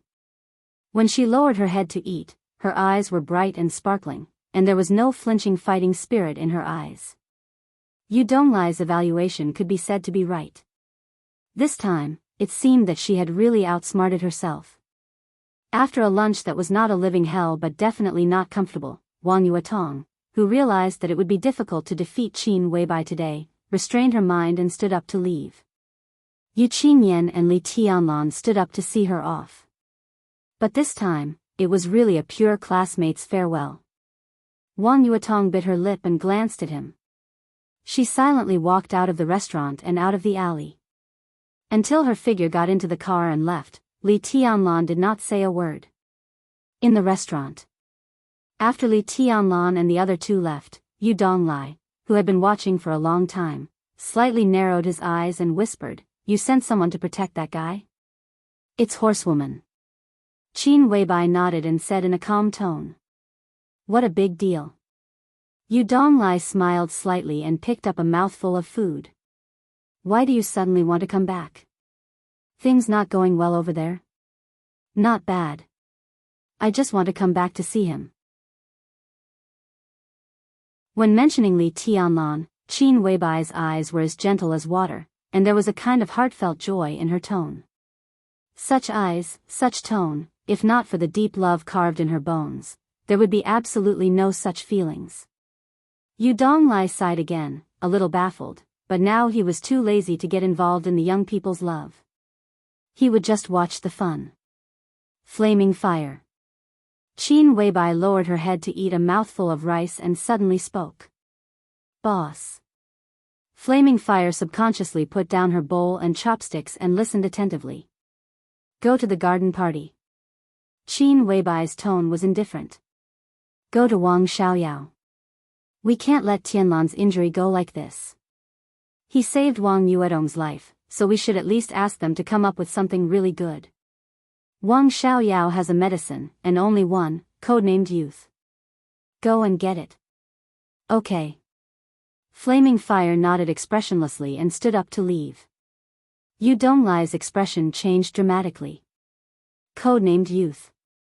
This kind of medicine, even in the Wang family of Beihai, was the most precious thing. Wang Xiaoyao was known as King Xiaoyao of the Wang family of Beihai. Such a person only had one, which showed how amazing this thing was.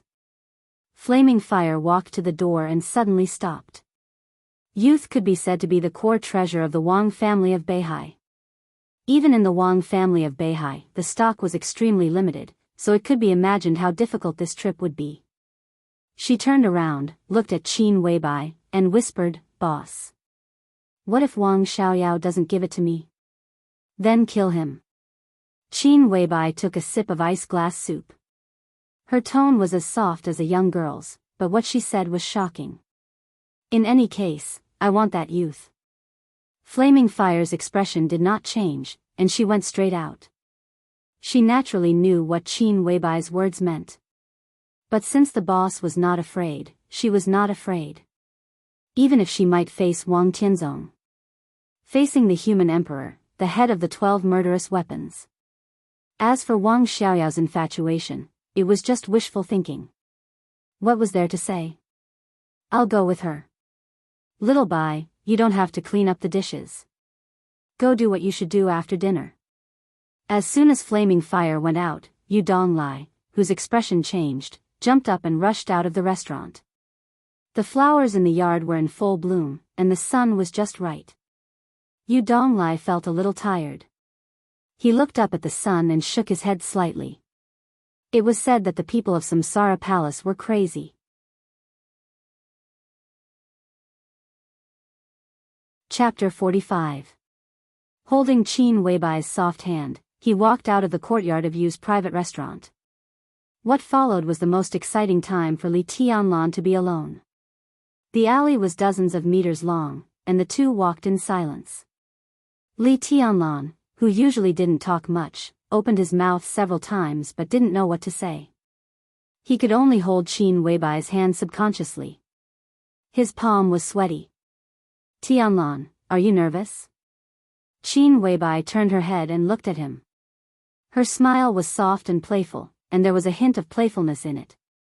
Qin Weibai's attitude was destined to be unknown, which made Li Tianlan fall into a trance again. I'm nervous. Li Tianlan nodded honestly. At the dinner table, Qin Weibai said she wanted to be his girlfriend. Boyfriend and girlfriend, lovers, and finally husband and wife. How intimate was this relationship? But holding Qin Weibai's hand, Li Tianlan always felt that something was missing. Of course, there was unexpected happiness and satisfaction. But when he thought about it carefully, there seemed to be a lack of a natural feeling between them. Or it could be said that this was his one-sided feeling. Qin Weibai was very natural to him, too natural. It was a tenderness that seemed to be integrated into her instinct, quietly moistening things. Unconsciously, Li Tianlan had already been unable to extricate himself. But from Li Tianlan's point of view, such feelings came too abruptly. Therefore, Li Tianlan was more confused than nervous at the moment. Why are you nervous? Are you afraid that I'll eat you? Qin Weibai smiled sweetly and took out the key to open the car door. Yu Donglai went to the garden party with Flaming Fire, so the car they drove here was left behind. Now the two of them could drive home. Li Tianlan sat in the passenger seat silently, with a heavy heart. Qin Weibai said no more. She drove the car slowly away from Yu's private restaurant. While driving seriously, she stared at the road ahead with clear eyes, as if there was no dust in her clean eyes. Li Tianlan sighed softly and finally took the initiative to poke through the window paper he had guessed for a long time. He whispered, "What's the relationship between you and my father?" His father, Li Guangtu, committed treason and died 20 years ago. This year, Qin Weibai was not even 24 years old. In terms of time, it did not match at all. But in Li Tianlan's mind, this was the most likely assumption. If Qin Weibai had some connection with his father, or if she had gotten something from him, she would have taken good care of Li Tianlan and was even willing to give herself to him. Although it was absurd, at least there was a reason for it. Although this reason was not convincing, in Li Tianlan's opinion, it was also the most likely one. As for the connection between his grandfather and Qin Weibai, it was even more unlikely. For many years, his grandfather had always stayed in Li's village. The number of times he went out was pitifully few. It was impossible for him to trust Qin Weibai's position without reservation. Unless Qin Weibai had some connections with his father, then his grandfather would accept that business card. Your father? While driving, Qin Weibai turned her head and glanced at Li Tianlan. I don't know him, she said softly. What about that business card? Li Tianlan looked at Qin Weibai seriously and found that she did not seem to be faking it. He felt a headache. But now, his feelings for Qin Weibai were almost out of his control. If he did not figure it out, he would not feel at ease in any case. When Grandpa gave me your business card, he said that you can be completely trusted. Li Tianlan said calmly, his eyes soft. At that time, Li Honghe's words sounded simple, but how could Li Tianlan not understand what it meant? When Li Tianlan took the business card and made the call, it was almost equivalent to handing over the safety of himself and the border camp to Qin Weibai. After coming to Huading, Li Tianlan, who had a preliminary understanding of the current general situation, naturally knew how dangerous such a move was. If Qin Weibai had the slightest idea and revealed the news, then not only would Li Tianlan die without a burial place, but also all the people who were still holed up at the border at this time would not have a good end. But even so, Grandpa still casually gave him Qin Weibai's business card. What did it mean? Could it be that Grandpa really had contact with Qin Weibai? Li Tianlan thought quickly. In the year when Li village was far away from the border, Qin Weibai was just a little girl of 3 or 4 years old. Over the years, Grandpa had only left Li village a few times, and each time he left, it was no longer than a month. Under such circumstances, no matter how much contact Grandpa had with Qin Weibai, the time was limited. Why did he trust Qin Weibai so much? Li Tianlan opened his mouth, but this time Qin Weibai directly interrupted him and said softly, in the year when you were in the desert, I went to the border, met your grandfather, and then left my business card. That's all. That's all? Li Tianlan's face was full of disbelief. Many things are not as complicated as you think. Don't be angry, I'm telling the truth. Although I don't like your grandfather, I have to say that he is a very wise and courageous old man. He used to be the god of war of Zhongzhou state. Even though he has lived in seclusion for many years, he is still elegant. Qin Weibai slowed down the car and said in a leisurely tone, so don't make wild guesses. I have nothing to do with your father or your grandfather. I went to the border just for you, and it only has something to do with you. Are you satisfied with this answer? Not only was Li Tianlan not satisfied, but he also felt even more puzzled. Only has something to do with me? What kind of relationship is this kind of relationship that we have never met? Is it worth such a beauty to want to throw herself at me? You said you're willing to be my girlfriend? Li Tianlan took a deep breath and calmed himself down. Dealing with beautiful women was never a worry-free thing. Wang Yuetong was like this, and Qin Weibai was even more so. Not only did a few words not clear up his doubts, but they also made him more confused. What's the matter? Yes. Qin Weibai nodded gently, blushing, but her tone became more and more natural. From today on, you are my boyfriend, so don't be nervous, okay? No matter how I am outside, in front of you, I am me. If you are nervous in front of me, I will feel like a failure. Li Tianlan looked at Qin Weibai, lost in thought. Qin Weibai deliberately did not look at him, but just whispered, Tianlan, there are some things that I can't tell you now. I don't mean to hide it, but I don't know how to say it. Give me some time. When I'm ready, you will know everything. I have no secrets in front of you. Li Tianlan's eyes softened, and he reached out to hold Qin Weibai's palm on the steering wheel. He smiled and said, Do you like me? I'm more than like you. Qin Weibai's body seemed to be a little weak. She looked at the road ahead and muttered to herself, I'm more than like you. As the saying goes, love doesn't know where it starts, but it goes deep. Does it describe people like us? Li Tianlan looked at Qin Weibai, who was obviously a little absent-minded, and pretended to be relaxed and made a joke. Qin Weibai did not laugh. Love doesn't know where it starts? Don't know where it starts? She bit her lip, and the corners of her mouth rose subconsciously, but her eyes were a little sad. The car drove into a villa area that could only be regarded as mid-range in Huading. Qin Weibai drove the car into the small courtyard of the villa and parked it. They both got out of the car. Before getting out of the car, Qin Weibai opened the storage box. The storage box was obviously modified, and it had a password. Her expression was calm, and she entered a long string of complicated passwords into it.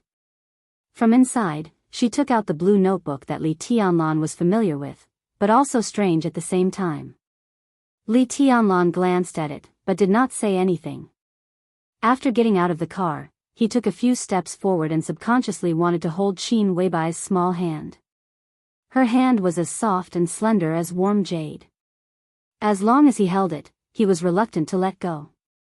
But Qin Weibai took a few quick steps forward and directly held his arm tightly. Li Tianlan's body stiffened, and he felt Qin Weibai's body almost completely sticking to him.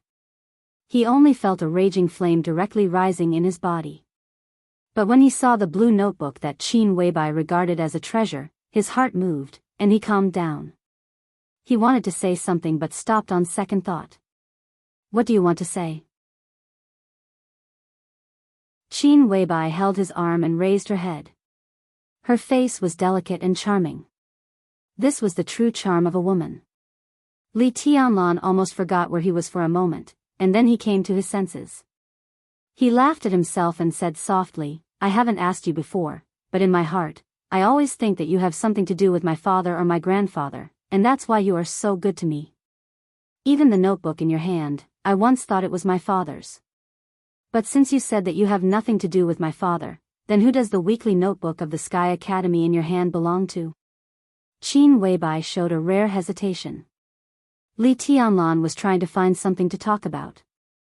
Seeing Qin Weibai like this, he said at once, I just asked casually. If it's not convenient to say, then forget it. There's nothing inconvenient about it. Qin Weibai opened the front door of the villa, walked in holding Li Tianlan's arm, and said softly, I just don't know how to say it. You should have a look at this notebook, but now is not the time. I'll give it to you when the time is right. You said that this weekly notebook has something to do with me? Li Tianlan looked surprised. He vaguely seemed to find a reason why Qin Weibai fell in love with him, but it was a little unbelievable. It doesn't matter much, but it will help you. Qin Weibai pulled Li Tianlan to sit on the sofa. Her smile was tranquil, just like the decoration of the villa. The interior of the villa, which was about 1,000 square meters, had nothing to do with the splendor of gold and jade, but it made people feel extremely comfortable. From the overall layout to the small details, it was very stylish and had a strong sense of home. She poured a glass of water for Li Tianlan and gently touched the notebook in her hand. Her eyes were in a trance, and she said softly, This notebook records everything about a chosen one in the past 10 years, including his experience, psychology, views, and even martial arts experience. Everything is in great detail. When the time is right, I will give it to you. A proud son of heaven. Not just anyone could use this term, not even any invincible figure could use it. Among the 4 invincible realm experts in Huaxia, it was estimated that only Wang Tianzong, who held the human emperor, could barely be related to this word. The heavenly sons of Zhongzhou state were born every 500 years. Any one of them was powerful enough to defeat the entire dark world. This person, Li Tianlan frowned. He's been dead for a long time. Qin Weibai's calm tone made Li Tianlan feel strange. She held a delicate celadone teacup in both hands, and her eyes were in a trance, as if she was lost in memories. He can be said to be the most arrogant and ambitious person I have ever seen. When I first met him, it was at Huading Airport. At that time, the only invincible realm expert on the killer list secretly sneaked into Huading for unknown purposes. The Zhongzhou state government originally asked him to investigate the purpose of the invincible realm killer, but he didn't bother to do so and directly came with the intention of killing. On the day he came, almost all the high-level officials in Huading went to the airport to pick him up, including the top leader of Huading, who was very likely to go one step higher.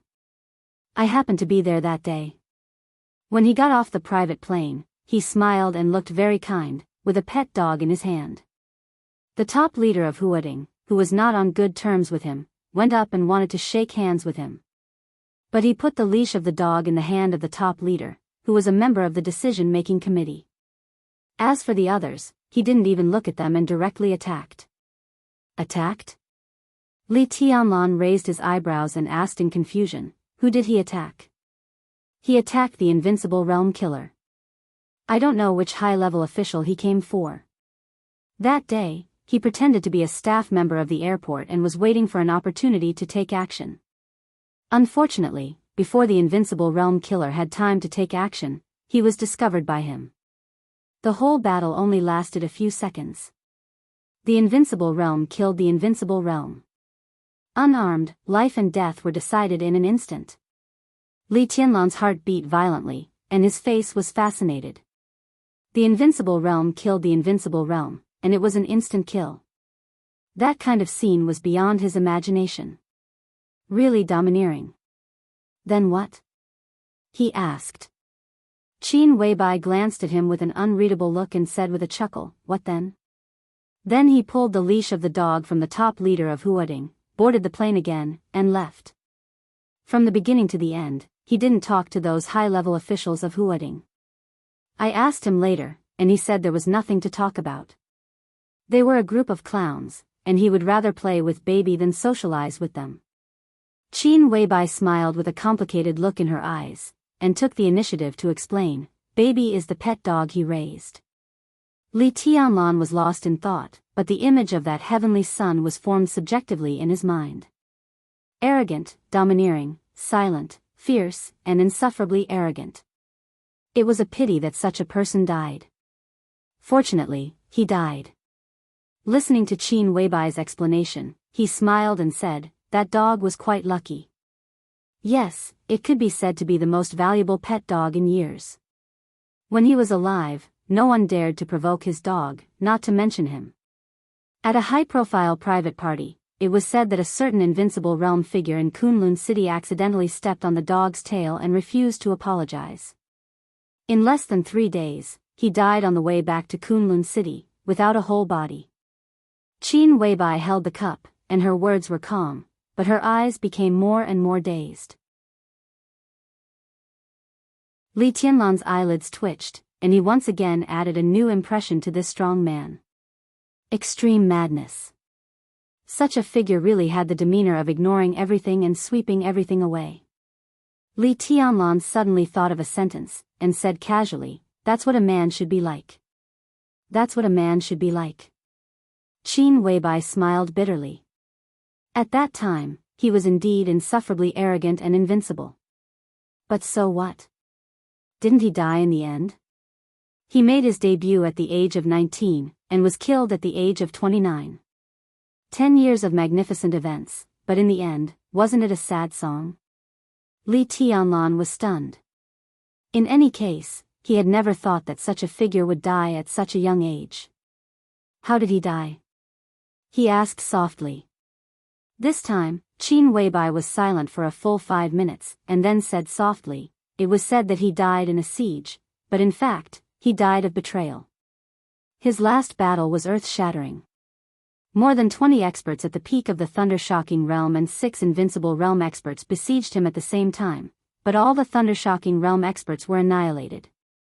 6 invincible realm experts, 3 died, 1 was disabled, and 2 were seriously injured. Actually, even at that time, when he was at the end of his rope, he still had a sword that he hadn't drawn. If that sword had been unsheathed, he would have been able to take everyone down with him. But at the last moment, the woman he loved the most, who also loved him the most, stabbed him in the heart. Before he died, he didn't go crazy, nor was he angry.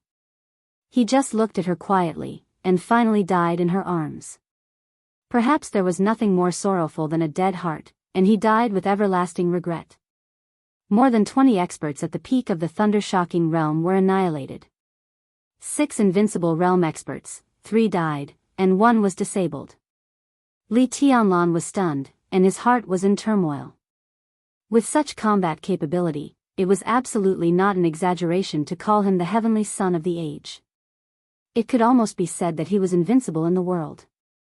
But such an outstanding person, in the end, died in the hands of his beloved woman. Could he really die in peace? Li Tianlan subconsciously thought of himself.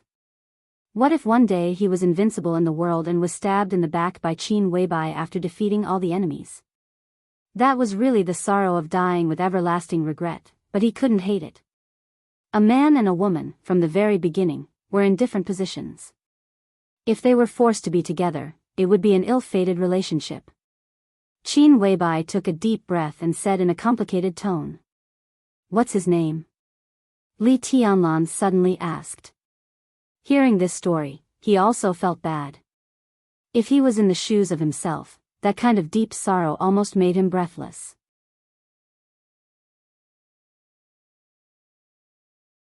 Chapter 46. Dongqing Huangtu. For Li Tianlan, this was a completely strange name. But for the Dongqing clan, it was like thunder piercing his ears. After coming to Huading, although he had not seen it with his own eyes, several people had told him about this behemoth that dominated Zhongyuan province. The frequency of this family's name ringing in his ears was almost second only to that of the Wang family of Beihai and Kunlun City. Zhongzhou State's military industry giant was the most qualified superpower to represent the giant group of Zhongzhou State. Many top-secret military enterprises in Zhongzhou State were directly or indirectly under the control of the Dongqing clan. In addition, Zhongzhou State's most elite and most powerful border Praetorian Corps had 550,000 troops. Based on these general impressions, Li Tianlan was sure that this was one of the most powerful superpowers in Zhongzhou State. But now, Qin Weibai told him that there was a heavenly son of the Dongqing clan named Dongqing Huangtu. He was truly invincible in the world, a heavenly son of the heavenly son who could take on an entire nation on his own. But no matter how he thought about it, he felt that something was wrong. He didn't know what was wrong, but the idea never disappeared. The border Praetorian Corps, the Dongqing clan, Zhuanyuantai of Kunlun, his father, the current patriarch of the Dongqing clan, Dongqing Wudi, the commander of the border Praetorian Corps known as the God of Massacre of Zhongzhou State. Vaguely, Li Tianlan felt that there seemed to be some subtle things that only people in the game could understand. He thought about it silently, but he could not find the key. At present, the only thing he knew was that after his father, Li Kuangtu, committed treason, Dongqing Wudi, known as the God of Massacre, directly replaced his father and became the new commander of the border Praetorian Corps. The key to all those subtle things that he couldn't figure out might lie in this change of position. Li Tianlan's mind wandered. For the first time, he was curious about the Dongqing clan. Dongqing Wudi, the God of Massacre of Zhongzhou State. Dongqing Huangtu, the current heavenly son. Dongqing Rushi, the genius of the young generation of the Dongqing clan, had entered the fire-flaming realm at the age of 19. These were the 3 members of the Dongqing clan that Li Tianlan knew so far. As for how many other outstanding talents were hidden in this transcendental family, Dongqing Huangtu, Li Tianlan murmured twice.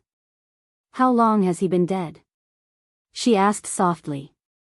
It has been a long time. Qin Weibai said as she held the glass of water. Li Tianlan glanced at her. When he first heard this story, he had a strange feeling, and now he finally understood what was going on.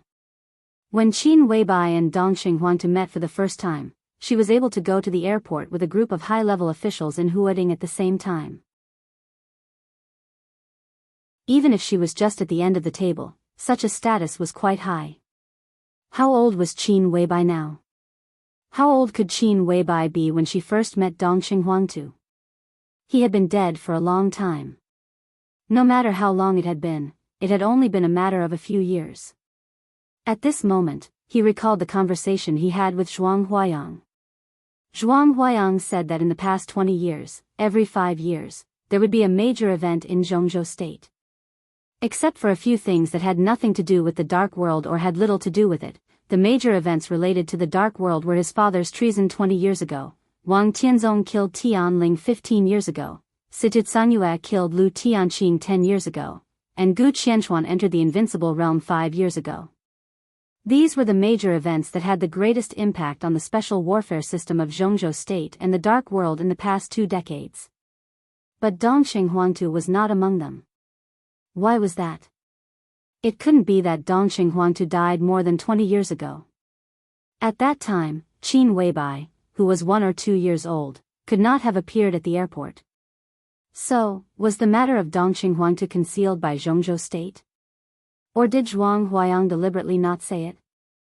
Li Tianlan shook his head and subconsciously touched his pocket. Qin Weibai, whose attention was almost all on Li Tianlan, bent down, pulled open the tea table, and took out a box of cigarettes. She said softly, "Are you looking for this?" "You," Li Tianlan was stunned. "It's specially prepared for you, but it's not easy to get this brand of cigarettes. When it was sent here, you had already gone to the Sky Academy." Qin Weibai opened the cigarette package. It was a wooden box, light purple in color, with the word "Hero" engraved in the middle. It was very intimidating. When the package was opened, it was different from the usual pack of 20 cigarettes. There were only 12 cigarettes in the box, slightly thicker than ordinary cigarettes, but the mouthpiece was nearly half the length. Qin Weibai put the cigarette in Li Tianlan's mouth and found a lighter to light it for him. She chuckled and said, "This Hero cigarette is specially made by the Wang family of Beihai. It's for the core members of the Wang family of Beihai to enjoy. Its composition is also a little different from ordinary cigarettes. It is said that it can reduce the harm to the body. I got 3 boxes this time. You can give them to the old man later and let him take them to the Sky Academy for you. Zhuang Huayang won't stop you.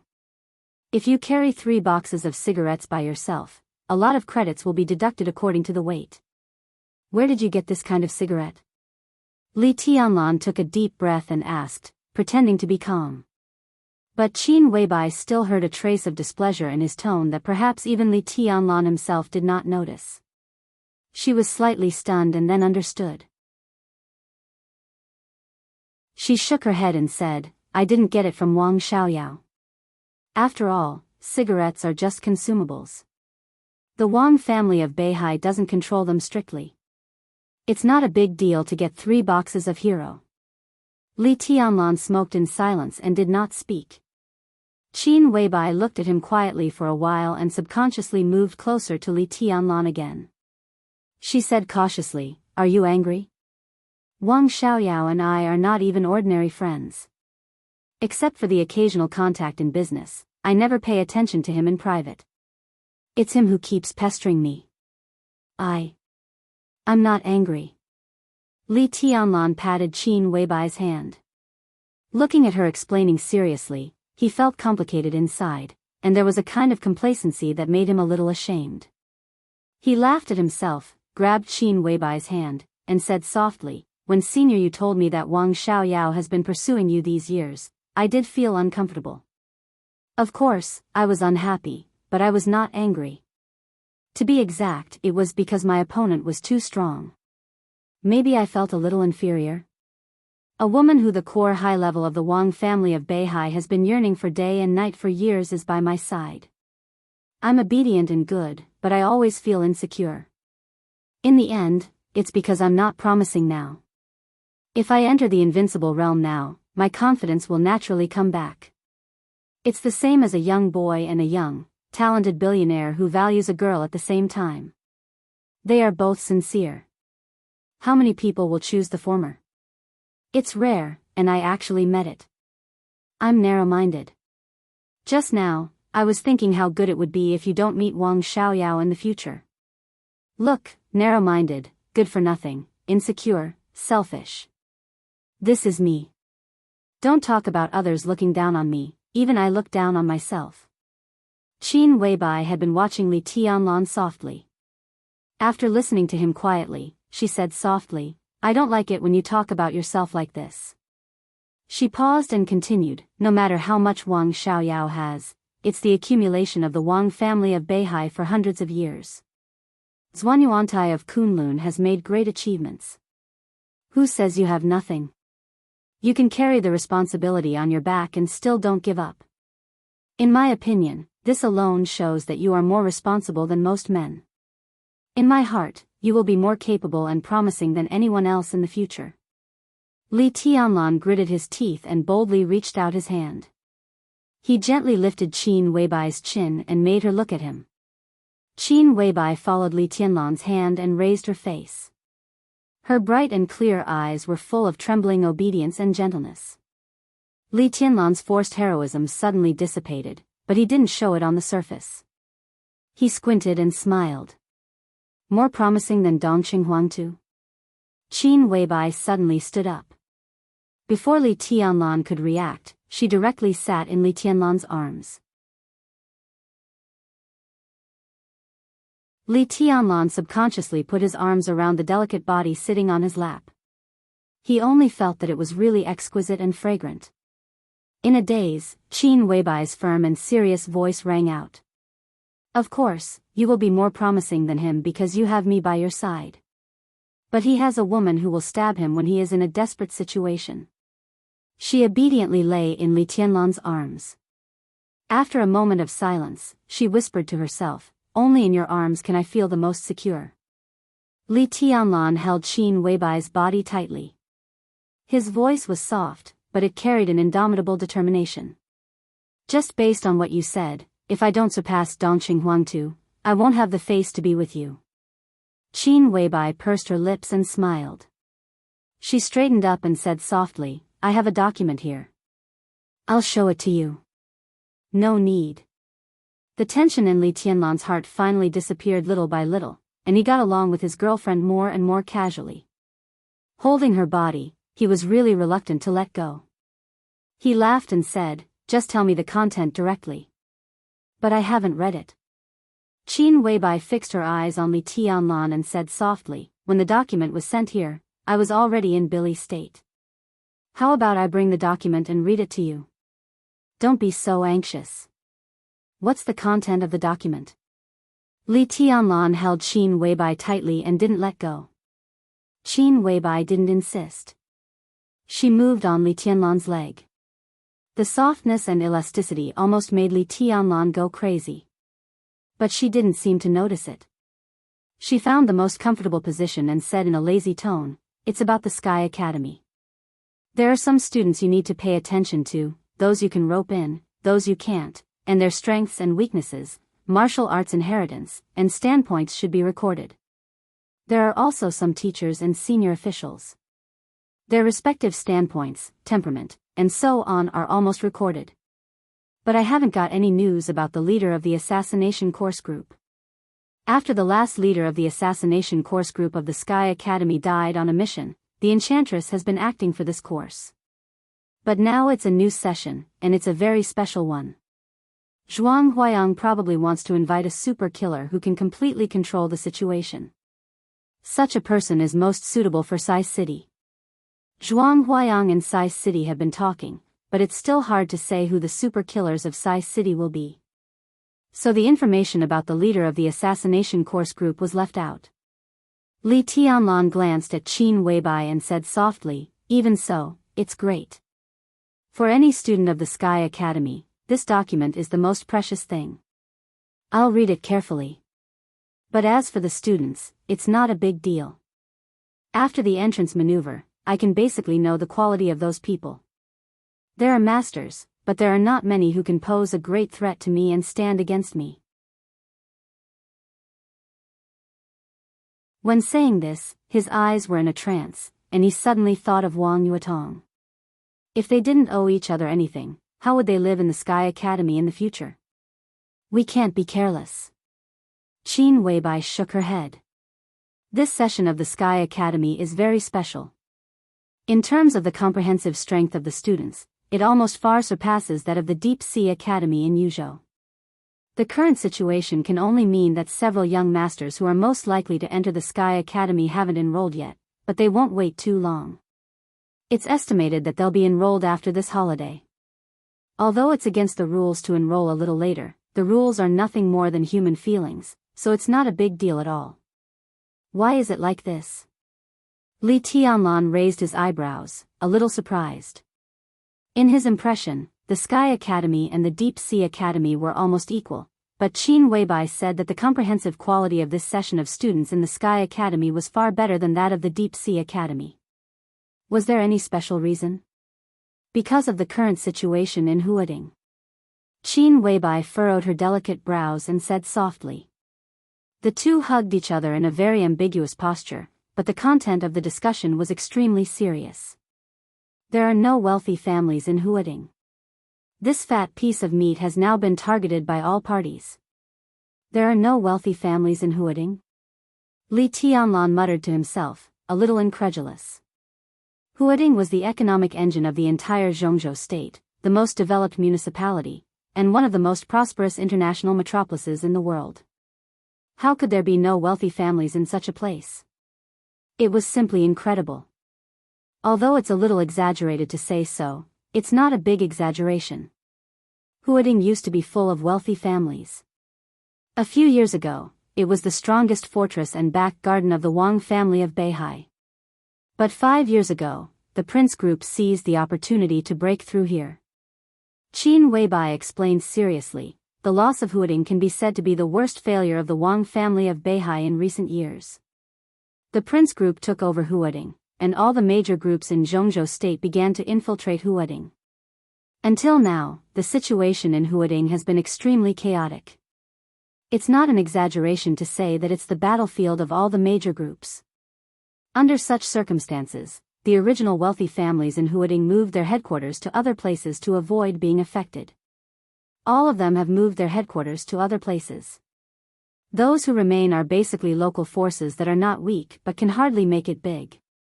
There are only a few that can really be called a powerful family in Zhongzhou state.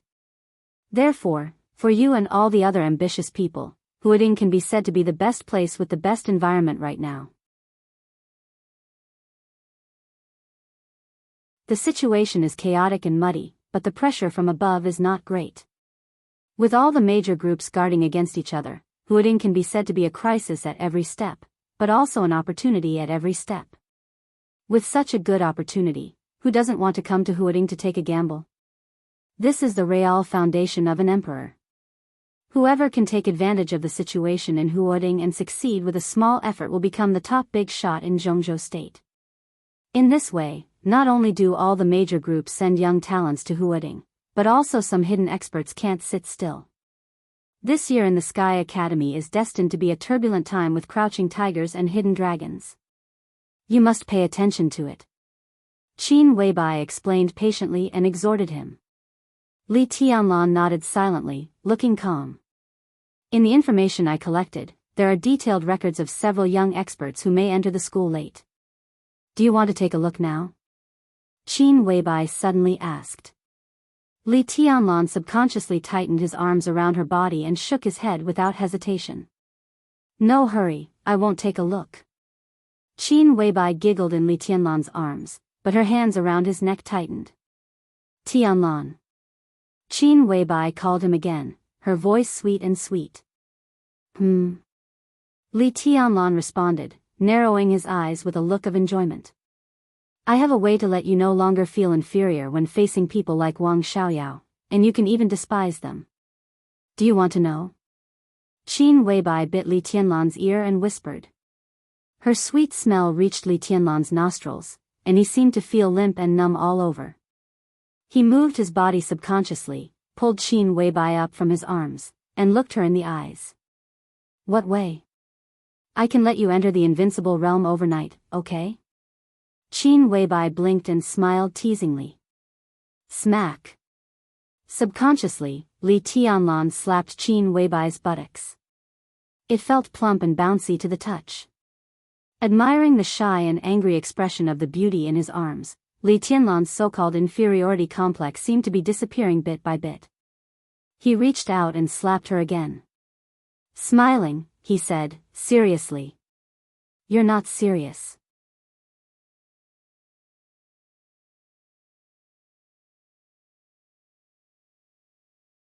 Chapter 47. As time went by, Qin Weibai finally left Li Tianlan's arms and took the initiative to hand over the information that he wanted to read but was reluctant to let go of. The carefully bound information was very thick. It was a large stack of A4 paper, densely covered with handwriting, which showed how detailed it was. The Sky Academy and the Deep Sea Academy were the two most mysterious special warfare academies in Zhongzhou State. Such information was priceless to every student of the Sky Academy. Even if it was spread to the Deep Sea Academy or even abroad, its value would only be higher. The Sky Academy had just finished the entrance maneuver, but Qin Weibai had already prepared this detailed information. From this aspect, it could be seen how terrifying the powerful and detailed intelligence force behind her was. This was not the power that an ordinary strong woman could have. Qin Weibai sat beside Li Tianlan with the information and read it to him. She did not read it from the book. After reading it once, she omitted some unimportant parts and went straight to the subject. She explained the profound in simple terms, which made it easier for Li Tianlan to memorize. But because there was a lot of information, it was almost dinner time when Qin Weibai finished talking about the teachers of the Sky Academy. In this case, the senior teachers of the Sky Academy are basically in a three-way situation. Li Tianlan thought about it seriously and said in a trembling and hoarse voice. The sequelae of forcibly raising the realm in the morning finally began to show completely. His muscles were completely relaxed, and the pain caused by forcibly raising the combat strength spread all over his body. To be exact, it was not pain, but an indescribable emptiness and numbness. It seemed that every muscle, every bone, and every drop of blood in his body had completely disappeared. Li Tianlan could move and speak, but he could hardly feel the existence of his body, nor could he feel the sofa under him. His whole body was indescribably sore and itchy, which made him fall into a state of extreme numbness from the inside out. Such a feeling made him feel extremely uncomfortable, both psychologically and sensually. Most importantly, this feeling was still increasing. It was okay to keep his body still, but once he moved, the pain and the emptiness would spread all over his body, like being pricked by needles. If he didn't move, he would feel sore and numb. If he moved, he would feel severe pain. As this feeling became more and more obvious, Li Tianlan was already sweating all over. You can say that. Qin Weibai nodded. Zhuang Huayang represents the academics, which can be said to be the main force of the academics in Huading. Outside of the Sky Academy, their forces in Huading are not strong enough. Yi Fengcheng and the Enchantress represent the Wang family of Beihai. Wang Tianzong is good at setting up the overall situation. These two are likely to be important pawns of the Wang family of Beihai's dominance in Huading. Gu Yunxia represents Kunlun City, which is the most awkward among the three. On the surface, they are stronger than Yi Kunlun. But apart from Gu Yunxia, there are only a few weak figures, so they have little say. Gu Weibai Li City. Tianzong An, Kunlun of Li City, but she was killed by you. Tianzong Lu Xiong, so she in. By. And will to she. By. Of. She stood up and looked at Li Tianlan's trembling body. She changed the subject and said, "Let me give you a massage." It may be uncomfortable, but you'll feel better later. No need. Li Tianlan's lips trembled, but he managed to squeeze out a smile. It was indeed good to enjoy Qin Weibai's massage, but not now. Right now, his body felt like it was being pricked by needles. It was simply suffering. Go on, you can distract me. Trembling, he lit a cigarette, took a deep drag, bit the cigarette butt, and said vaguely, "There are 6 groups in Zhongzhou State now. Which group are you from?" Without an all-pervasive intelligence network, Qin Weibai would never have been able to get this information. Such an intelligence network could not be established by ordinary forces. It was normal for her to be connected to one of the 6. Me? I don't belong to any group.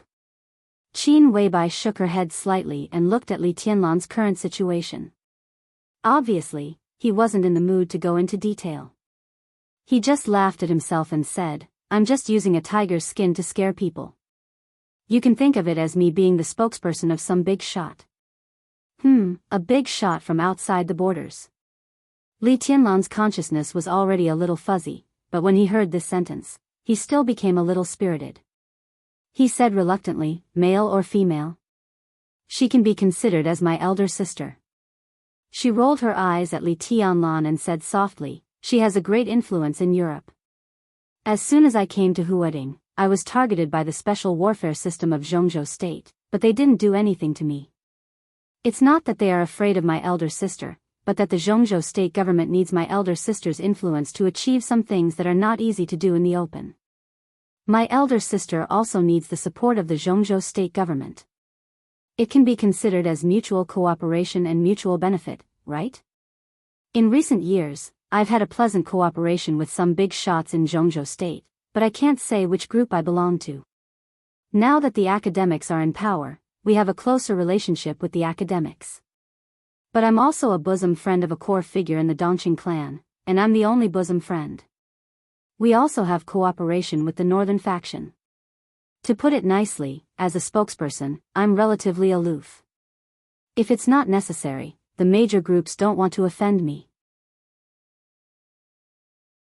But the things I can influence in Zhongzhou State are pitifully few, so I can only manage my own territory." Li Tianlan stared ahead with a dull look in his eyes. The feeling of growing weakness almost overwhelmed his reason, and he didn't know if he had heard what she said. Qin Weibai couldn't bear to look at him anymore. She turned her head and muttered to herself, "If you go abroad to develop your career, you'll start much faster." What a pity. A soft sound came from outside the door. The door was immediately pushed open. Qin Weibai stood up reflexively and walked quickly to the door. Looking at Flaming Fire and Yu Donglai, she asked in a hurried tone, "Where's the thing?"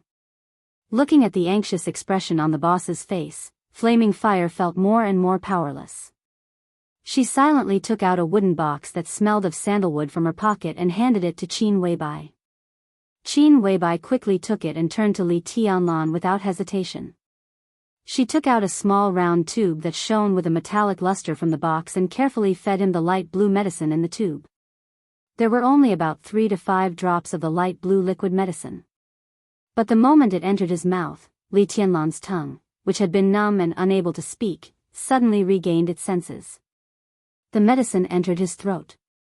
A cool feeling entered his stomach. Li Tianlan only felt as if someone had suddenly poured a basin of cold water on him when his whole body was on fire. He felt indescribably comfortable and fortunate. He subconsciously opened his eyes wide and glanced at Qin Weibai. "Don't move. You'll be fine after a while." "About 5 minutes." Qin Weibai chuckled softly and said softly. Flaming Fire stood aside expressionlessly. Yu Donglai couldn't help but roll his eyes and said grumpily, "You'll be fine this time. Boy, this is a blessing in disguise. At least you won't have to worry about getting hurt during the few years you're studying at the Sky Academy." Li Tianlan still couldn't speak for a while. He just looked at Yu Donglai in confusion. This is one of the most precious gene potions of the Wang family of Beihai, codenamed Youth. Even the headquarters of the Wang family of Beihai has a limited stock of it. Youth can provide people with a huge amount of vitality. It won't make you live long, but it can quickly heal your injuries. Especially when you take it for the first time, no matter how serious your injuries are, with a large amount of vitality, you can be full of vigor in a short period of time. Moreover, this effect is continuous. A bottle of youth can maintain the effect for about 3 years. Of course, it's impossible for you to recover immediately in the future. But as long as the effect is still there, you'll recover much faster than others when you're injured in the future. In order to get this, Flaming Fire and I almost fell out with Wang Xiaoyao. How about it, boy? How does it taste? Yu Donglai said quickly. Li Tianlan's mouth moved. Finally, he was able to speak. He said with a smile, "It's King bitter." This time, not only Yu Donglai, but also Flaming Fire glared at the bastard who was showing off after getting a bargain. She and Yu Donglai went to Wang Xiaoyao to ask for this bottle of youth. When he heard that Qin Weibai wanted it, Wang Xiaoyao gave it to Flaming Fire without hesitation. Even Flaming Fire was moved by his straightforwardness. After all, youth was not like longevity. It could save lives. Not to mention that the effect could last for 3 years. The fact that it could heal injuries almost immediately after taking it for the first time was enough to show how amazing this medicine was. Even if the Wang family of Beihai added up all of them, it was estimated that they didn't have 10 bottles of youth. Even Wang Tianzong would feel distressed for a long time if he took out such a precious thing. But Wang Xiaoyao gave it to Wang Xiaoyao without hesitation. He was really sincere to his boss. However, this Wang Xiaoyao of the Wang family of Beihai was also extremely stingy. When he heard that Qin Weibai wanted to give it to Li Tianlan, his eyes turned red and he regretted it on the spot. Flaming Fire almost fought with Wang Xiaoyao at the garden party. Fortunately, Yu Donglai mediated between them. Later, Xian Xuanzi, a Taoist master who was a guest at the garden party, also said a few words. Then she was allowed to take back the bottle of youth. But this bastard actually said that it was bitter. Don't drink it if it's bitter. If this thing was given to their palace master, it could definitely make their palace master more powerful. Even in the face of an invincible realm expert with 12 murderous weapons, he would not be afraid. Wang Xiaoyao was right. It was a great waste to give this precious thing to Li Tianlan. Only the boss would indulge him like this. Flaming Fire took a deep breath, her face full of resentment. Well, I see that this guy is fine. I should go back. Yu Donglai glanced at Li Tianlan and suddenly said, "Leave after dinner." Qin Weibai stood up and said, "I'm going to cook. The old man can help." She glanced at Li Tianlan and said softly, "Do you want your friend to come over? My cooking skills are no worse than the old man's." "No need. Another day." Li Tianlan smiled and said softly. With a girlfriend like Qin Weibai, he really couldn't wait to show off. But now, he really didn't have the capital to do so. If he called Ning Qianqing and Li Beidian over, they might even mistake him for living off a woman. Even if he wanted to call them over, he didn't have the confidence to do so. Qin Weibai looked at him deeply, nodded, and walked to the kitchen.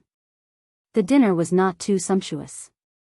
Qin Weibai and Yu Donglai made a few home-cooked dishes and boiled a pot of congee with pork and century eggs, which had a special taste. The effect of youth against the natural order had already come into play before dinner. The pain caused by Li Tianlan forcibly raising his realm had disappeared. Even the injuries left by the entrance maneuver seemed to have completely disappeared. With a great appetite, he sat at the dining table and looked at Qin Weibai from time to time. He really experienced what it meant to be a feast for the eyes. He finished nearly half of the large pot of congee with pork and century eggs by himself.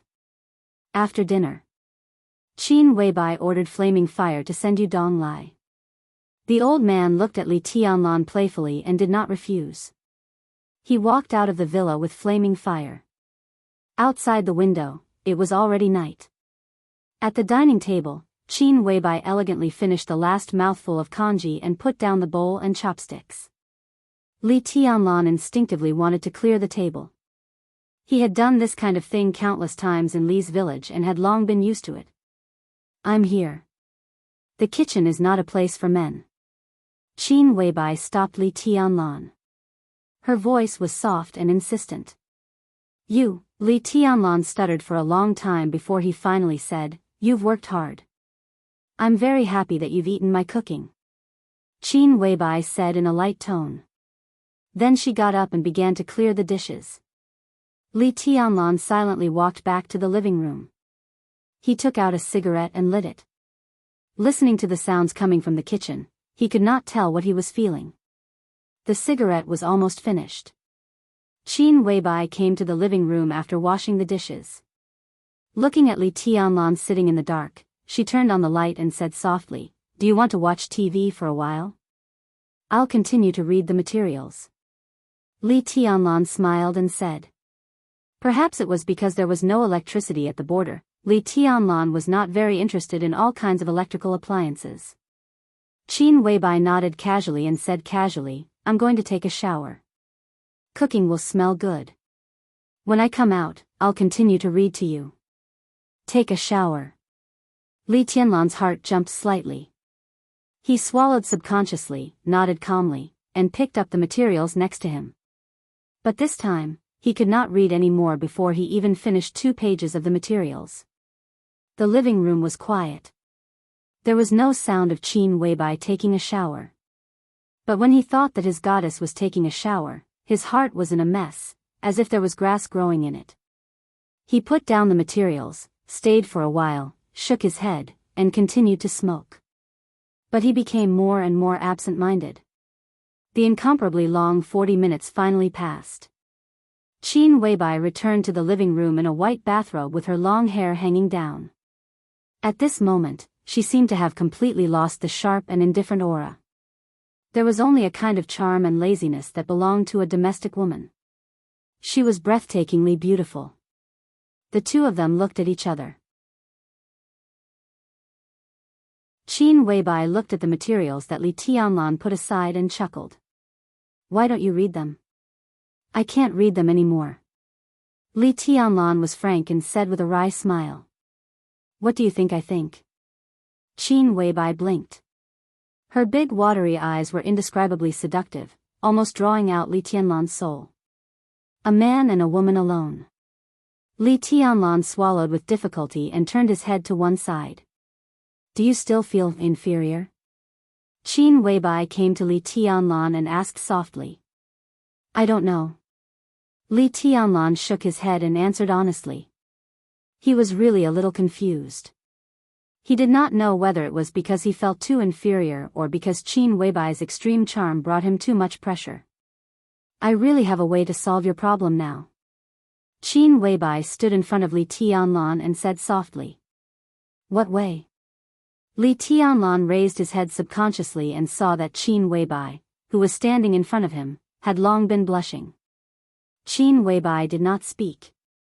She just moved forward again, reached out her hand, and gently but firmly pushed Li Tianlan onto the sofa. A trace of rich and natural body fragrance floated into Li Tianlan's nostrils. He looked dull. Qin Weibai turned off the light. Vaguely, the white bathrobe seemed to be slipping gently. Qin Weibai crawled over and hugged Li Tianlan tightly. In the darkness, the two of them looked at each other again. Qin Weibai's breathing was rapid, and her eyes were shining. Her sweet voice, which was close to a whisper, rang in Li Tianlan's ears. It trembled slightly, like the sound of nature. The woman that Wang Xiaoyao has pursued for several years without getting a response, you only met her twice, and then you slept with her. Fool, what else do you have to feel inferior about?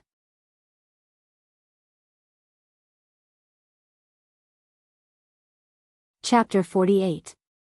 When Li Tianlan regained consciousness, he only felt that his mouth and nose were full of natural, intoxicating and familiar fragrance. The sun was shining outside the window. Even with his eyes closed, he could feel the bright light outside the window. This made Li Tianlan feel a little lost and a little reluctant. That crazy and dreamy night had passed. At this moment, it was already a new day. Li Tianlan quietly took a deep breath and opened his eyes directly, just in time to see a pair of bright eyes that were also quietly looking at him. This was the most beautiful pair of eyes Li Tianlan had ever seen. There was a hint of coldness in the brightness and softness, but there was no sharpness in them. It was said that the eyes were the window to the soul. Looking through this window, Li Tianlan could only see a kind of strong persistence and deep affection. This was his woman. Li Tianlan told himself silently, and then said with a smile, "Morning. It's almost 10 o'clock. It's getting late." Qin Weibai lay beside Li Tianlan and chuckled. The thin cashmere quilt covered the curve of her body, and only a part of her snow-white shoulder was exposed in the air, which was very attractive. Li Tianlan directly reached out and held her in his arms. The two bodies were close together. He gently kissed Qin Weibai's ear, and then sighed and whispered, "When I woke up just now, I didn't dare to open my eyes. I even thought that last night was just a wet dream, and when I woke up, there would be nothing left." In fact, it was not only last night. Even now, he felt that everything was so beautiful that it was almost unreal. Qin Weibai's wildness, Qin Weibai's obedience, Qin Weibai's lovable charm, and Qin Weibai's unwillingness to resist. The scenes of last night kept replaying in his mind, and finally, the image of Qin Weibai holding him tightly and crying silently was fixed. Last night, Li Tianlan was extremely satisfied both physically and mentally.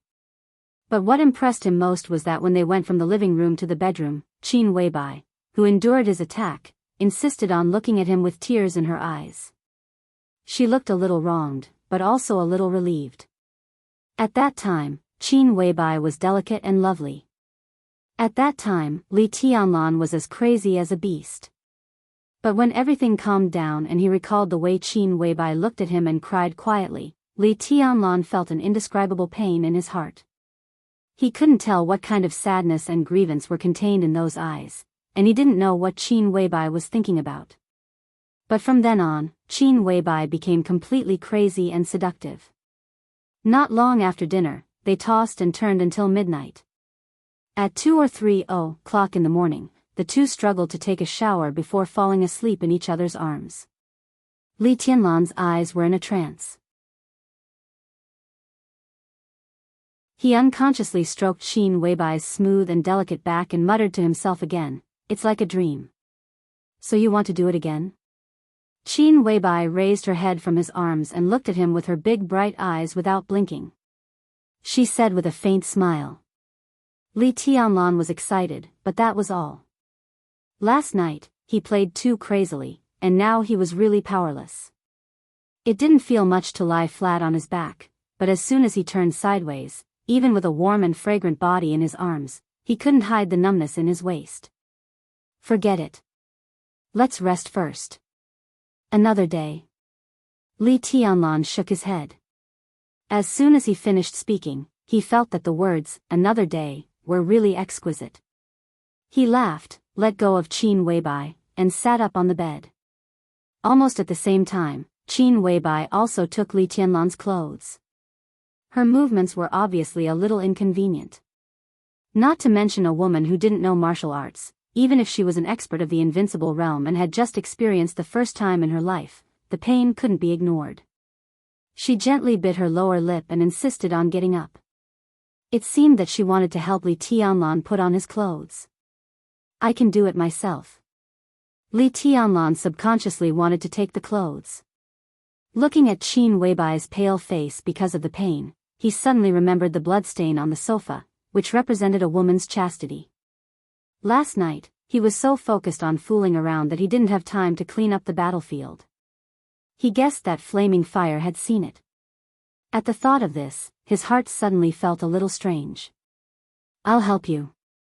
Qin Weibai clenched the clothes in her hand and gently shook her head, but her attitude was extremely firm.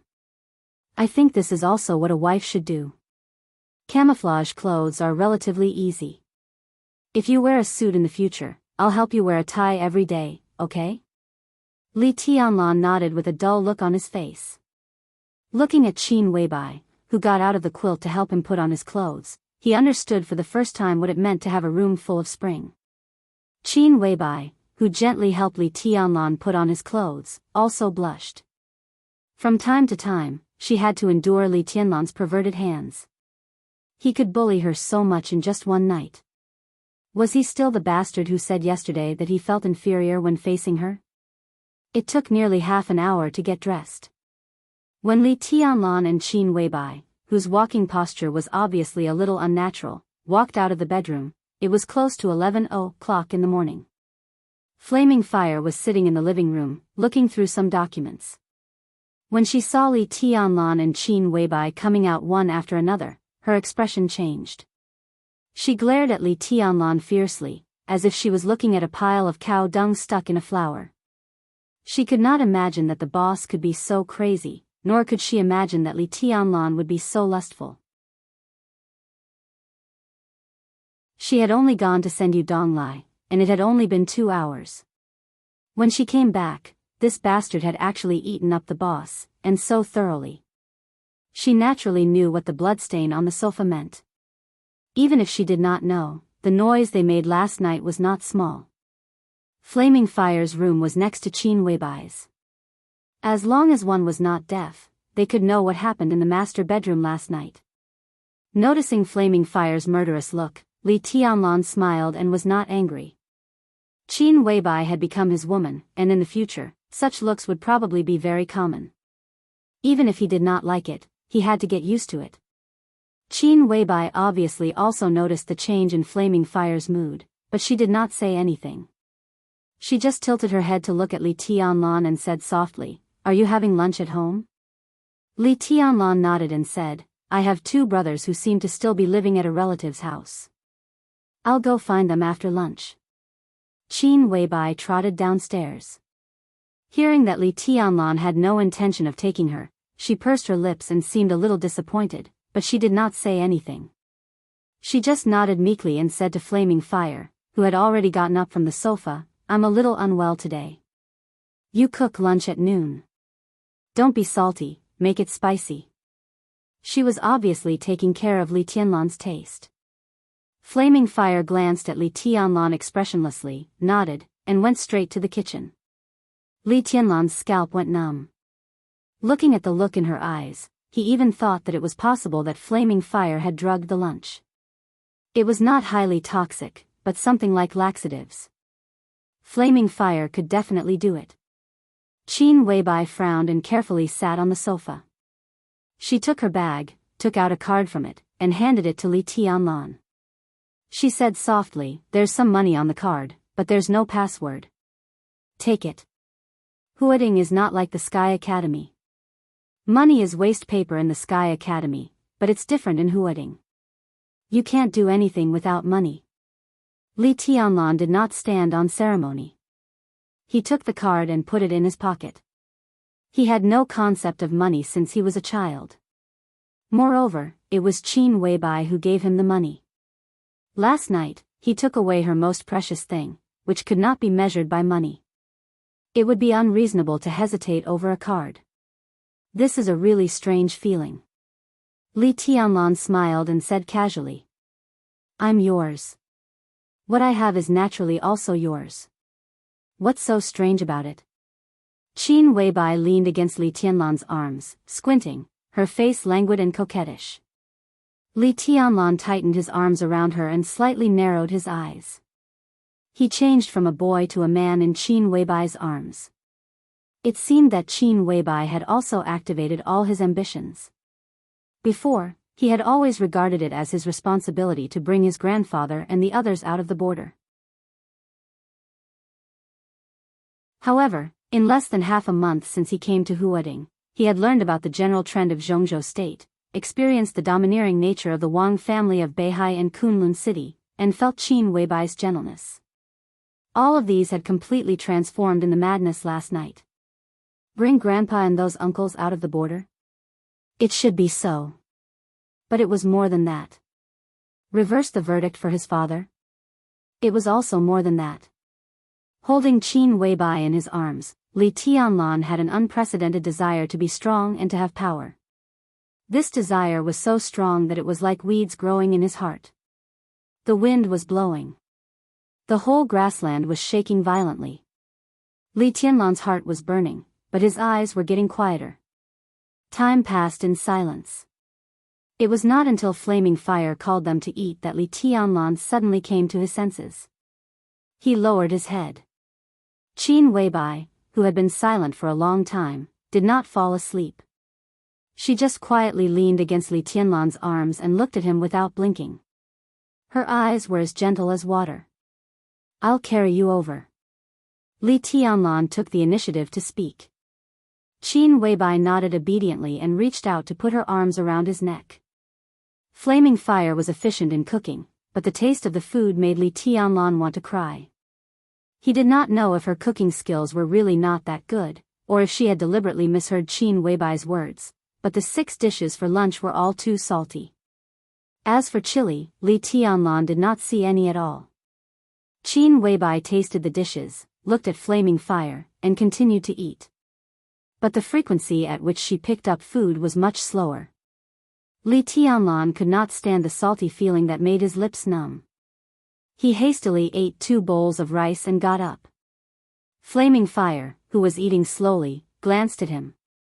Her expression was still cold, but there was a hint of a mocking smile in her eyes. Li Tianlan, who was keenly aware of this, was angry. He stopped and directly bent down to kiss Qin Weibai on the face. Then he laughed and went out, feeling refreshed. Flaming Fire gnashed her teeth and could not eat anymore. She sat on the chair with dinner in her hands, lost in thought. Qin Weibai smiled and did not wipe the oil stains left by Li Tianlan on her face. She just put down the bowl and said in a flat tone, "The dishes are salty." "I know." Flaming Fire said in a low voice and did not refute anything. "He doesn't like it." Qin Weibai was silent for a while and spoke again. Flaming Fire, who had thought that she would be reprimanded by her boss, almost broke down. She could not help but raise her head and ask, "Boss, what's so good about him?" She knew that she should not ask this question. As one of the 12 super masters of Samsara Palace, if it were horsewoman or military counselor, they would never ask this question and dare not ask it. But Flaming Fire was different. She had followed Qin Weibai for several years, and the relationship between the two of them as superiors and subordinates had become like that of sisters. In her opinion, Li Tianlan might have amazing potential, but he was absolutely not worthy of the boss. But in fact, the boss had not only been ruined by him, but also seemed to have been bewitched by him. She was simply obedient to him. If Flaming Fire could really be at peace, then she would really have no temper at all. Qin Weibai glanced at her and said with a chuckle, "My man is naturally the best." She paused and continued, "The best." Flaming Fire put down the bowl and chopsticks and continued to be in a daze. Flaming Fire, be polite to Tianlan in the future. Qin Weibai was silent for a while and said again, "Otherwise, I don't mind sending you to Europe to carry out other tasks." Flaming Fire's body trembled slightly. She lowered her head and said dejectedly, "I will pay attention in the future." Qin Weibai nodded and did not dwell on this matter. She changed the topic and said, "Did you miss anything about Tianlan in the Sky Academy?" "No." Flaming Fire said in an affirmative tone. Qin Weibai was very concerned about Li Tianlan's situation in the Sky Academy. In the Sky Academy, she would report everything related to Li Tianlan to Qin Weibai as soon as she got the news. Qin Weibai nodded and whispered, "The Lu family of Huading, Gu Yunxia, and the Wang family of Beihai whose position is difficult to determine in the future." She frowned and seemed to be a little hesitant. "Outside, there are Horsewoman's secret protection. In the Sky Academy, there is Zhuang Huayang's protection. They dare not do anything." Flaming Fire said. "It's still not safe. When they go crazy, what can't they do?" Qin Weibai shook her head and was silent for a few seconds. She suddenly asked, "Doesn't the Sky Academy want to choose the person in charge of their assassination course in Sai City? Has the candidate been decided?" "I don't know yet." Flaming Fire hesitated and said directly, it's hard for us to collect information about Sai City. Then you go to Sai City. Qin Weibai said decisively, help me take a message to the city lord. Flaming Fire raised her eyebrows in surprise and felt somewhat inexplicable. The Samsara Palace had no conflict with Sai City in the past, but they had no interaction at all. Forget it. I'd better write it on paper. You go to Sai City in person and give it to Situtsangyue. Qin Weibai shook her head and looked at Flaming Fire seriously. She said calmly, you must give it to her in person. Flaming Fire nodded with a solemn face. Qin Weibai found a pen and paper and wrote 2 short lines. Then she put it in an envelope and handed it to Flaming Fire. She said, you go now. I'll ask the military counselor to protect Tianlan for the time being and let Horsewoman protect me. There will be no problem. Flaming Fire took the envelope and said yes. Then she left the villa without hesitation. Qin Weibai sat alone in the dining room and watched Flaming Fire's back through the French window. She did not speak for a long time. She did not know whether Flaming Fire's trip was a blessing or a curse for her and Li Tianlan. But some things had to be made and even gambled.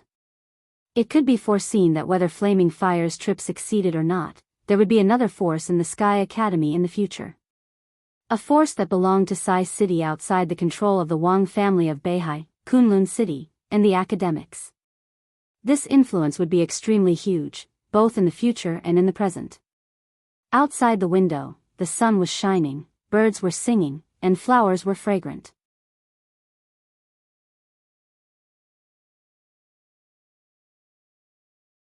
Chapter 49. In Huading, compared with the garden party where a membership card could represent one's status, the existence of Hanyu Palace was even less known. Hanyu Palace's history predated the garden party by many years. It was originally approved in the name of a clubhouse, but today, many years later, it still had not issued any membership card to the outside world. Hanyu Palace covered an area of nearly 200 acres. It was not big and could even be described as exquisite. A clubhouse of this size was undoubtedly somewhat unpresentable in Huading. But if one looked at it from the perspective of size, every corner of this place could be said to be extremely perfect. Hanyu Palace was located in the western suburbs of Huading, facing northeast from southwest. In terms of feng shui, it was a standard paradise with a golden throne, a pagoda, and a cornucopia. It was backed by a high mountain and had a broad prospect. It could be said to be a blessed land that could ensure eternal peace. Everything inside here was also the work of a feng shui master in Zhongzhou State. To exaggerate, every grass and every tree here was very particular. Different from the antique style of the garden party, everything here was developed toward modernization, pursuing extreme luxury and delicacy.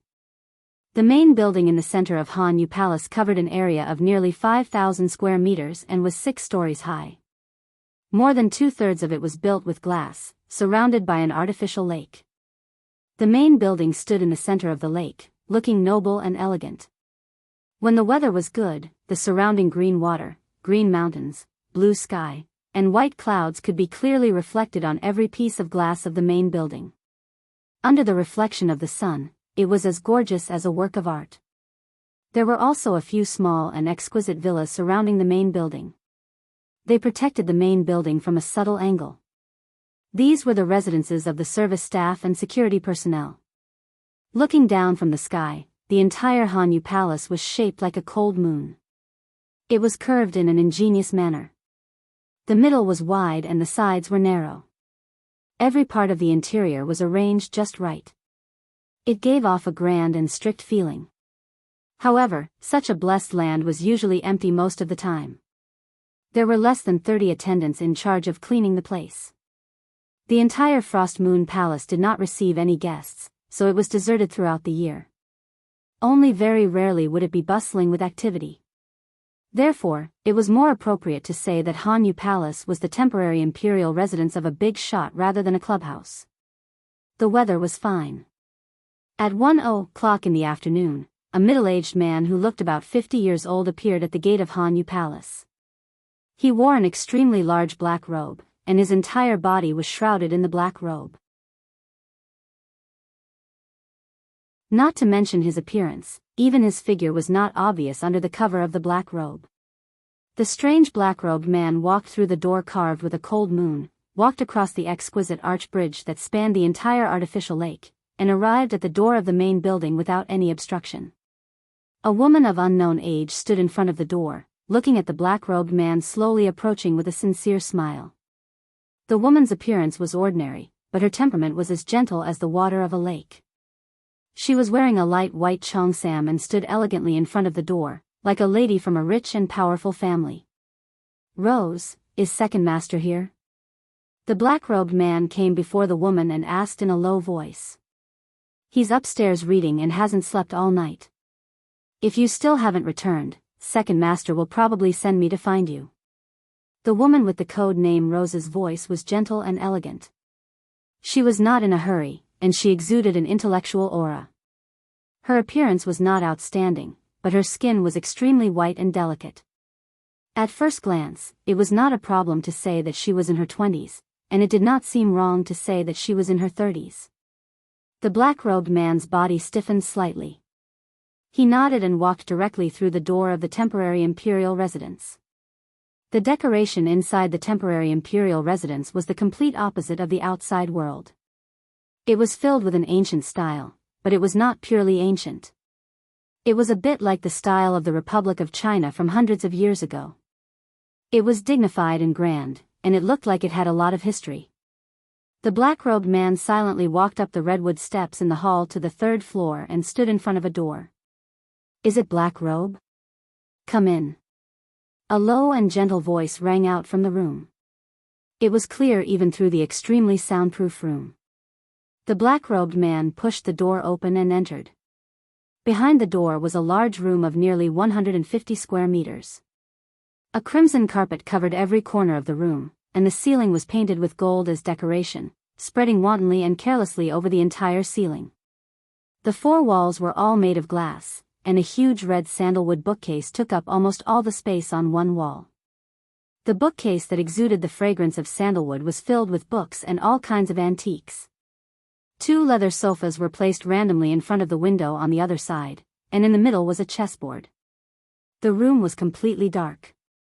The floor-to-ceiling window had excellent lighting, but it was now tightly blocked by the curtains. Visibility in the entire room was extremely low. The black-robed man followed the weak light to the sofa and sat down. He continued to remain silent. The mission failed? In the darkness, the gentle and deep voice continued to ring out. In the extremely poor light, his voice seemed to come from all directions, and it was impossible to determine his exact location.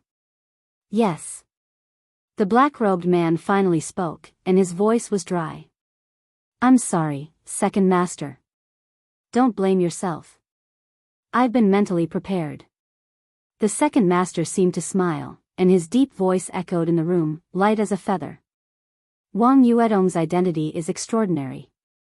It would be best if we could kill her, but it's not surprising that we failed. What happened to the assassination team? All of them were wiped out."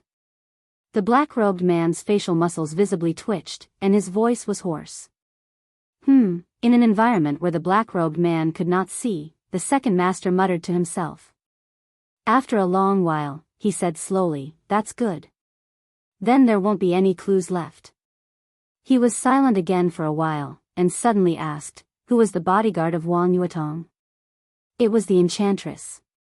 The black-robed man's voice was cold and gloomy. But the enchantress did not show up. The one who resisted the assassination for Wang Yuetong this time was a young man who was with her.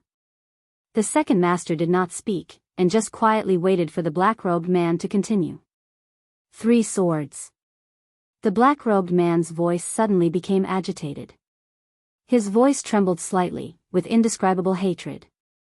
The opponent forcibly raised his realm from the chi-controlling realm to the fire-flaming realm. With only 3 swords, the assassination team was wiped out. The chi-controlling realm? The second master's voice finally carried a hint of surprise and doubt.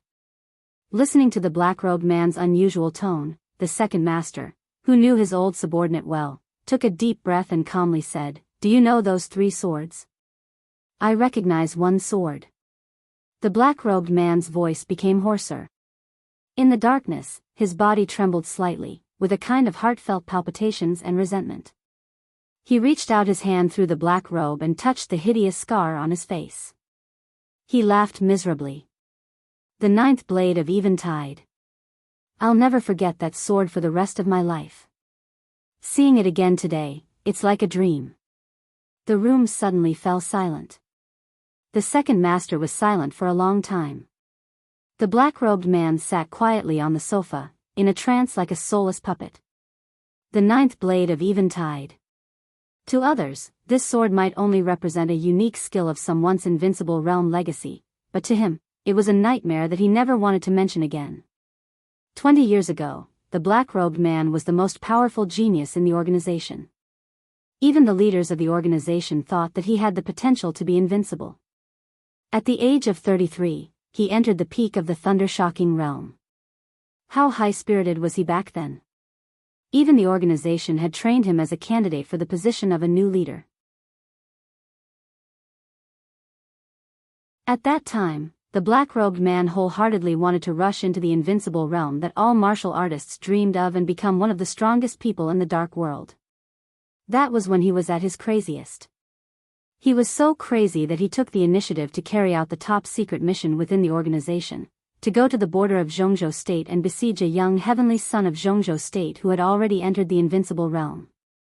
3 invincible realm experts from various forces led the team, and more than 10 experts at the peak of the thunder-shocking realm assisted them. They even deployed a murderous weapon. That was the most tragic and soul-stirring battle in the black-robed man's memory. The blood of a large number of elites spilled on the battlefield, the experts lay dead, the sword lights soared into the sky, and the murderous weapon roared. The black-robed man was a direct participant in that siege. Although he was at the periphery, he also had the most direct experience of the invincible realm expert's demeanor, and also the sword that changed the weather. The black-robed man laughed and cried, looking crazy. He still remembered that he was still dozens of meters away from the center of the battlefield, but the 36-year-old invincible realm expert directly swung his sword at a group of thunder-shocking realm experts while being besieged. The 9th blade of Eventide. The invincible sword intent surged. The several thunder-shocking realm experts standing at the forefront did not even move from a distance of dozens of meters. They were directly torn to pieces by the huge sword energy. The black-robed man himself could not have been spared, but when he was about to despair, a woman who had been by his side since his debut took the sword for him. After she was smashed to pieces, the aftermath of the sword energy did not dissipate. After rushing through, it destroyed half of his face. From then on, he became the black-robed man. The woman he once treasured the most was dead, and the one he saved was equivalent to a useless person. For many years, under the shadow of that sword, not only did he not break through to the invincible realm, but his realm did not even advance. Now, there was still a small distance between the true peak of the thunder-shocking realm. The black-robed man gritted his teeth and suddenly said, "Second Master, I want to kill him." "Speak clearly." The second master's voice was still gentle in the darkness, but with a hint of irresistible majesty. The black-robed man seemed to realize that he was speaking incoherently. He took a deep breath and forced himself to calm down. He said, "Wang Yuatong and that guy were very clever. As soon as they realized that something was wrong, they wanted to run. I stopped their car, but I was targeted. It was the military counselor." "Which military counselor?" The second master's voice sounded a little helpless. It seemed that the 9th blade of Eventide had not only stopped them from assassinating Wang Yuatong, but also made the black-robed man a little too excited. Up until now, the appearance of the enchantress made more sense. The 9th blade of Eventide and this so-called military counselor were completely inexplicable. The military counselor of Samsara. The black-robed man paused, then continued, "The one with the military counselor should be Horsewoman. I didn't dare to get too close, so I can't be sure." The second master did not speak for a long time. In the dark world today, the experts of the invincible realm were naturally unparalleled, but some special experts of the thunder-shocking realm were also shining brightly. The 12 super masters of samsara were like that. The enchantress of the Wang family of Beihai was like that. Now, suddenly hearing that the military counselor and horsewoman of samsara were also at the scene of the assassination, the second master was surprised, but more than that, he felt a headache. For a moment, he even felt that the assassination was a trap that someone had set for him. But as soon as this thought emerged, he forcibly suppressed it. I heard that Wang Xiaoyao of the Wang family of Beihai has been pursuing Qin Weibai. Could it be that he succeeded? The second master was silent for a while before he spoke to himself. There was something very strange hidden in his tone. If my observation is correct, the military counselor is not protecting Wang Yuatong, but the little bastard beside her. The black-robed man gnashed his teeth and said, "After the military counselor found me, I retreated immediately and was chased by him for a day. Not long ago, he seemed to have received some order and disappeared. If not, I would still be playing hide-and-seek with him outside." "Have you fought with him?" The second master asked. "How is the military counselor's strength?" Among the 12 super masters of samsara, Saint ranked first. His degree of mystery was comparable to that of the palace master. Immediately after Saint was the military counselor. No one had seen the military counselor in action, and they didn't even know whether he was a man or a woman. Now that the assassination had failed, it was at least a gain to see the military counselor. Unfathomable. The black-robed man hesitated and said slowly, "It was a man. He was mysterious, and I couldn't see his face clearly. I fought with him for 2 moves and almost lost." As he said this, he was filled with indignation. If it was not because the sword attack he had personally experienced 20 years ago had shattered his martial will and caused him to be in a muddle-headed state for so many years, he would definitely not be any weaker than the military counselor. The second master grunted in the dark, deep in thought. The 9th blade of eventide. The Samsara Palace. The Wang family of Beihai. Everything seemed to be connected. The second master didn't understand what was going on, but it didn't matter. What mattered was that he seemed to have found a more suitable entry point than Wang Yuatong. "Second master, let me kill him." The black-robed man's ferocious voice sounded again. He knew his current situation. In terms of martial arts, this was almost a standard inner demon. 20 years ago, the 9th swordsman had shattered his martial will and shattered all of his confidence. After struggling for so many years, he had finally managed to regain his footing. In the end, he saw the 9th swordsman again today.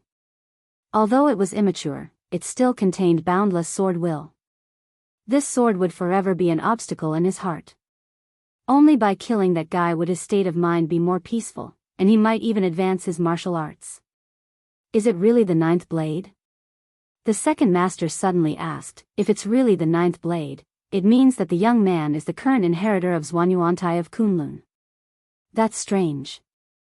I heard that Li Honghe had a granddaughter, but she was killed not long after she was born. He should have no descendants. What's wrong with this young man? Is he an outsider? Is Li Honghe really willing to teach such an important unique technique to an outsider? If the Li family really has an inheritor, then how did the Li family get involved with the Samsara Palace? The 2 super masters are secretly protecting him. It seems that this young man is also very important to the Samsara Palace." "Second master," the black-robed man interrupted the second master's monologue and said anxiously, "I'll do it cleanly. I won't do it unless I'm absolutely sure. Let me kill him." "Kill him?" The second master asked in reply and said softly, "It shouldn't be difficult for you to kill a young man. But how are you going to deal with the super master of samsara beside him? You seem to be no match for him, be it military counselor or horsewoman. You can't let me do it myself, can you? Since he can be with Wang Yuatong, he must be a freshman of the Sky Academy. Are you going to sneak into the Sky Academy? How long can you hold on under Zhuang Huayang's attack? Oh, I forgot that there is Yu Donglai in Huading. He is also an old subordinate of Li Honghe. It seems that it doesn't take much effort for Yu Donglai to kill you. Kill him? How are you going to kill him? Please help me, second master. The black-robed man suddenly got up and knelt heavily on the ground. In the darkness, his body trembled violently. His forehead touched the carpet hard and he said again, "Please help me, second master. When will Gu Qianchuan come to Huading?" The second master asked casually, not knowing if he had seen the black-robed man kneeling on the ground. Gu Qianchuan, the first elder of Kunlun City and the second invincible realm expert of Kunlun City. Gu Xingyun, the governor of Kunlun City and known as the god of war of Zhongzhou State, had spent most of his time in the special warfare system of Zhongzhou State in recent years. The affairs in Kunlun City were basically handled by Gu Qianchuan. The black-robed man stopped kowtowing and said softly, "In about 3 or 4 days, no more than 5 days, he will come to meet you." 3 or 5 days? Very good.